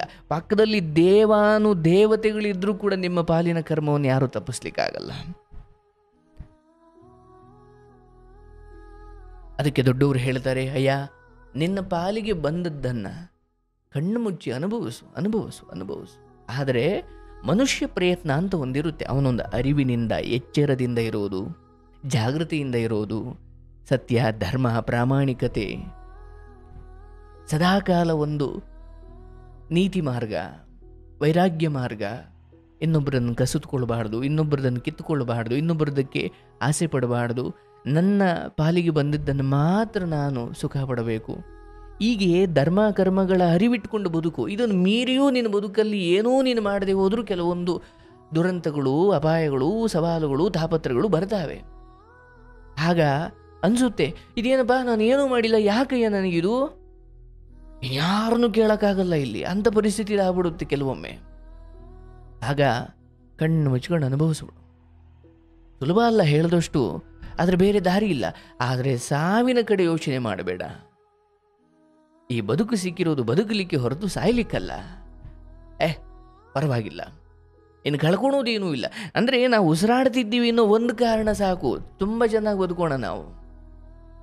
ಭೋಗ ಭಾಗ್ಯಗಳು, ಲಾಭ ನಷ್ಟಗಳು, ಹಿತ ಅಹಿತಗಳು, ವೇದನೆ ರೋದನೆಗಳು, ಸನ್ಮಾನ ಅವಮಾನ, ಇವೆಲ್ಲವನ್ನು ಮೀರಿ ನಾವು ಉಸಿರಾಡ್ತಿದ್ದೀವಿ. ನಮಗೇನು ಐಸಿಯುನಲ್ಲಿಟ್ಟಿಲ್ಲ, ಅಥವಾ ಡಾಕ್ಟ್ರು ಅಯ್ಯೋ ಇವರು ಬದುಕ್ತಾರೋ ಇಲ್ವೋ ಗೊತ್ತಿಲ್ಲ ಸ್ವಾಮಿ, ನಾವು ಏನು ಭರವಸೆ ಕೊಡ್ಲಿಕ್ಕೆ ಆಗಲ್ಲ ಅನ್ನೋ ಸ್ಥಿತಿ ಏನು ನಮ್ಮನ್ನು ಭಗವಂತ ಕರ್ಕೊಂಡು ಹೋಗಿಲ್ಲ. ಬದುಕೋಣ. ಅವರಿವರನ್ನು ಹೋಲಿಕೆ ಮಾಡಿಕೊಂಡು ಬದುಕೋದು ಬಿಡೋಣ. ಆಯಿತು, ನಮ್ಮ ಪಾಲಿಗೆ ಬರೋದನ್ನು ಬದುಕೋಣ. ಆದರೆ ಇಲ್ಲಿ ಯಾವ ಹುಡುಗ ಆದರೂ ಕೂಡ, ಅದರಲ್ಲೂ ನಾನು ಹುಡುಗರಿಗೆ ಒತ್ತಿ ಹೇಳ್ತೀನಿ, ಸಮಾಜದಲ್ಲಿ ಹೆಣ್ಣಿಗಾಗುವ ಅನ್ಯಾಯಗಳನ್ನು, ಹೆಣ್ಣಿಗಾಗುವ ಅಸಮಾನತೆಗಳನ್ನು, ಹೆಣ್ಣಿಗಾಗುವ ದೌರ್ಜನ್ಯಗಳನ್ನು ತಡೆಯುವ ನಿಟ್ಟಿನಲ್ಲಿ ಒಂದಿಡೀ ಶತಮಾನಗಳ ಕಾಲ ಹೆಣ್ಣಿನ ಪರ ಈ ಸಮಾಜ ನಿಂತಿದ್ದರ ಫಲ ಇವತ್ತು ಹೆಣ್ಣಿಗೆ ಸ್ಥಾನಮಾನ ಸಿಕ್ಕಿದೆ. ಹೌದು, ಆದರೆ ಅದೇ ಗಂಡು ಕುಲಕ್ಕೆ ಶಾಪವಾಗಿರೋದು ಸತ್ಯ. ನಾನು ಅದನ್ನು ಒಪ್ಕೊಳ್ತೀನಿ. ಇವನ್ ನಾನು ತುಂಬ ಕತೆಗಳಲ್ಲಿ, ನನ್ನ ಕೌನ್ಸ್ಲಿಂಗ್, ಈ ಸಾವಿರಾರು ಕತೆಗಳನ್ನು ಕೇಳಿರೋ ಅನುಭವದಲ್ಲಿ ಹೇಳ್ತೀನಿ, ಹೆಣ್ಣು ಮಕ್ಕಳು ತಮ್ಮ ಪಾಲಿಗಿರುವ ಕಾನೂನಿನಲ್ಲಿರುವ ಕೆಲವು ಉಪಯೋಗಗಳನ್ನು ಅಥವಾ ರಿಸರ್ವೇಷನ್ ಅಥವಾ ನಿಮಗೆ ಅಂತ ಏನೊಂದಷ್ಟು ಹಕ್ಕುಗಳಿದ್ದಾವೆ, ದುರುಪಯೋಗ ಬೇಡ. ನೀವೊಬ್ಬ ಆದಷ್ಟು ಕ್ಷಮೆ ಮಾಡಿ. ಹೌದು, ತೀರಾ ರೇಪ್ ಆಗಿದ್ದೆ, ತೀರಾ ಅನ್ಯಾಯ ಮಾಡಿದ್ದಾನೆ ಅಂತ ಅವಶ್ಯವಾಗಿ ದಂಡಿಸಿ, ಅವಶ್ಯವಾಗಿ ಶಿಕ್ಷೆ ಕೊಡಿಸಿ. ಆದರೆ ಚಿಕ್ಕ ಪುಟ್ಟದ್ದಕ್ಕೆ ಕ್ಷಮಿಸಬಹುದಾದದ್ದು ಬಿಡು ಹೋಗಲಿ. ಹೆಣ್ಣು ಮಕ್ಕಳು ಹಾಗಿರಬೇಕು. ದ್ರೌಪದಿ ತನ್ನ 5 ಮಕ್ಕಳನ್ನು ಅಶ್ವತ್ಥಾಮ ಅಯ್ಯೋ ಇವರೇ ಪಾಂಡವರು ಅಂದುಕೊಂಡು ಆ 5 ಮಕ್ಕಳನ್ನು ಕತ್ತರಿಸಾಕ್ಬಿಟ್ಟಿರ್ತಾನೆ. ಆ ತಲೆಗಳನ್ನು ತಗೊಂಡೋಗಿ ದುರ್ಯೋಧನ ಹತ್ರ ಹೋಗ್ತಾನೆ. ದುರ್ಯೋಧನ ನೋಡು, ಈ ಉಪಪಾಂಡವರನ್ನು ಕೊಂದು ತಂದುಬಿಟ್ಟಿದ್ದೀನಿ. ಅಂದರೆ ಧರ್ಮರಾಯ, ಭೀಮ, ಅರ್ಜುನ, ನಕುಲ, ಸಹದೇವ ಇವರು ಮಕ್ಕಳು ಉಪಪಾಂಡವರು. ಅವ್ರ ತಲೆ ಕತ್ತರಿಸ್ಕೊಂಡು ಹೋಗ್ಬಿಟ್ಟಿರ್ತಾನೆ. ಅವ್ರ ವಂಶ, ಯಾಕಂದರೆ ಅವರೇ ಸತ್ತು ಅಂದರೆ ವಂಶ ಬೆಳೆಯೋಲ್ವಲ್ಲ. ಆ 5 ಮಕ್ಕಳನ್ನು ಹೆತ್ತ ದ್ರೌಪದಿಯ ದುಃಖ ಹೆಂಗಿತ್ತು ಅಂದರೆ, ಅರ್ಜುನ ಹೇಳ್ತಾನೆ, ಈ ಕೆಲಸ ಮಾಡಿರುವ ಅಶ್ವತ್ಥಾಮನ ರುಂಡವನ್ನು ಕತ್ತರಿಸಿ ತರ್ತೀನಿ, ಅದನ್ನು ಕಾಲಲ್ಲಿ ಹೊದ್ದು ದ್ರೌಪದಿ ನಿನಗೆ ಆಮೇಲೆ ನಾನು ಸಮಾಧಾನ ಮಾಡ್ತೀನಿ ಅಂತ ಹೋಗ್ತಾನೆ. ಅಲ್ಲೇನೇನೋ ನಡೆಯುತ್ತೆ, ಬ್ರಹ್ಮಾಸ್ತ್ರ ಪ್ರಯೋಗ ನಡೆಯುತ್ತೆ. ಕಡೆಗೆ ಕೃಷ್ಣ ಅಶ್ವತ್ಥಾಮನ ಹಣೆಯಲ್ಲಿರತಕ್ಕಂತಹ ಮಣಿಯನ್ನು ಕಿತ್ತು ಹಾಕ್ತಾನೆ. ಏನೇನೋ ನಡೆಯುತ್ತೆ. ಕಡೆಗೆ ಆ ಅಶ್ವತ್ಥಾಮನನ್ನು ಎಳೆದು, ಹಗ್ಗ ಹಾಕ್ಕೊಂಡು ಎಳೆದು, ನಾಯಿ ಎಳ್ಕೊಂಡು ಬಂದಂಗೆ ಎಳ್ಕೊಂಬರ್ತಾರೆ. ಅಶ್ವತ್ಥಾಮನನ್ನು ತಂದು ಕಟ್ಟಾಕ್ತಾರೆ. ಅವನನ್ನು ಕೊಲ್ಲುವ ಯೋಚನೆ ಅರ್ಜುನನಿಗಿತ್ತಾದರೂ ದ್ರೌಪದಿ ಹೇಳ್ತಾಳೆ, 5 ಮಕ್ಕಳನ್ನು ಕಳ್ಕೊಂಡಿರೋ ತಾಯಿ ದ್ರೌಪದಿ ಹೇಳ್ತಾಳೆ, ಯಾಕಂದರೆ ಅಶ್ವತ್ಥಾಮ ಅಂದರೆ ದ್ರೋಣಾಚಾರ್ಯರ ಮಗ. ದ್ರೌಪದಿ ಆ ದುಃಖದಲ್ಲಿ ಹೇಳ್ತಾಳೆ, ಈತ ಗುರುಪುತ್ರ, ಅಂದರೆ ನಮ್ಮೆಲ್ಲರಿಗೂ ವಿದ್ಯೆ ಕಲಿಸಿರುವ ಗುರುಗಳಾದ ದ್ರೋಣರ ಪುತ್ರ. ಹೌದು, ಅವನು ಮಾಡಿರೋದು ಬಹಳ ದೊಡ್ಡ ಅನ್ಯಾಯ. ಆದರೆ ಅವನು ಬ್ರಾಹ್ಮಣ ಮತ್ತು ಗುರುಗಳ ಮಗ. ಗುರುಪುತ್ರನನ್ನು ಕೊಲ್ಲೋದು ಬೇಡ.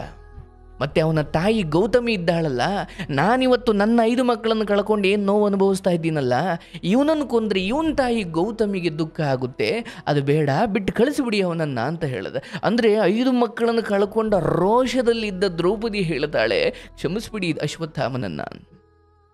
ನೋಡಿ, ಹೆಣ್ಣಿನ ಕ್ಷಮೆ ಅದು. ಇವತ್ತಿನ ಸ್ಥಿತಿ ನೋಡಿ, ದ್ರೌಪದಿಯಂತಹ ಮಹಾನ್ ತಾಯಿ ಇವತ್ತಿನ ಪರಿಸ್ಥಿತಿ ನೋಡಿ. ಒಂದು ತಾನೇ ಪ್ರಪೋಸ್ ಮಾಡಿರ್ತಾಳೆ, ಅಥವಾ ಇವ್ರು ಮಾಡಿದ್ರು ಅವ್ರು ಮಾಡಿದ್ರು. ಈ ಒಟ್ಟಾರೆ ಪ್ರಕರಣ ತಗೊಳ್ರಿ, ಒಂದು 15-10 ವರ್ಷ ಶಿಕ್ಷೆ ಕೊಡಿಸುವಂಥದ್ದ ಇದು? ಬಹಳ ಅನ್ಯಾಯ ಇದು. ಹಾಗಾಗಿ ನಾನು ಹುಡುಗರಿಗೆ ಹೇಳೋದು, ದಯವಿಟ್ಟು ನೀವೊಂದು ಏಜಿಗೆ ಬಂದು ಚೆನ್ನಾಗಿ ದುಡಿಮೆ ಮಾಡಿ ನಿಮ್ಮ ಬದುಕನ್ನು ಕಟ್ಕೊಳ್ಳೋ ಹಂತಕ್ಕೆ ಬರೋವರೆಗೂ ದಯವಿಟ್ಟು ಯಾವ ಹುಡುಗಿರ ಸವಾಸಕ್ಕೂ ಹೋಗಬೇಡಿ. ಹುಡುಗಿರು ಅಷ್ಟೇ, ಬೇಡ. ಒಂದು ಸುಳ್ಳು ಪ್ರಕರಣ, ಸುಳ್ಳು ಏನೋ ಹಾಕಿ ಏನು ಸಂಪಾದಿಸೋದಿಲ್ಲ. ಸುಮ್ಮನೆ ಒಂಚೂರು ನಿಮ್ಮ ಪರ ಅನಿಸ್ಬೋದು, ಕಾನೂನು ನಿಮ್ಮ ಪರ ಇರ್ಬೋದು, ಕೆಲವೊಮ್ಮೆ ಜನರು ನಿಮ್ಮ ಪರ ಜೈಕಾರ ಹಾಕ್ಬೋದು. ನೊಂದಿದ್ದಾಳಪ್ಪ, ನೊಂದ ಹೆಣ್ಣುಮಗಳು,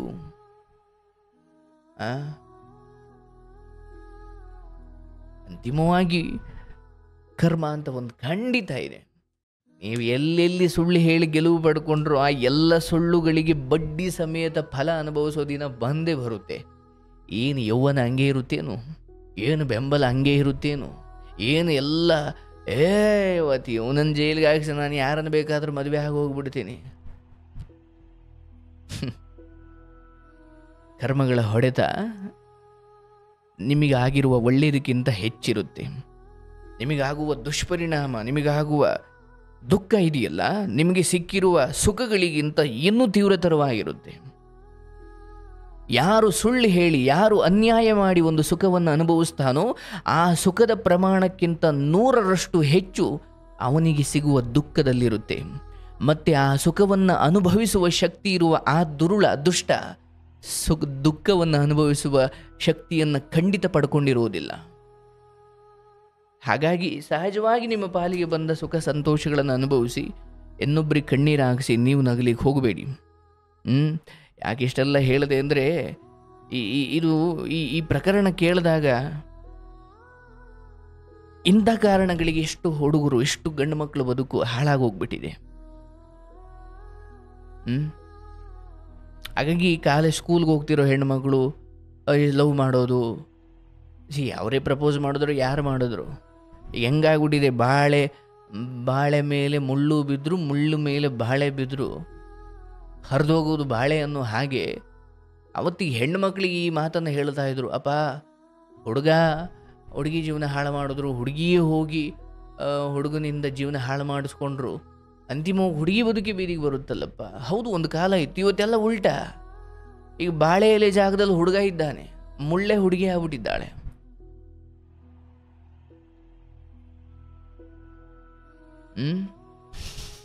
ಇರಲಿ, ಸಮಾಜ ಅದರಲ್ಲೂ ಯುವಜನತೆ ಈ ಕುರಿತು ತಿದ್ದುಕೊಳ್ಬೇಕು. ಒಳ್ಳೆಯದಾಗಲಿ.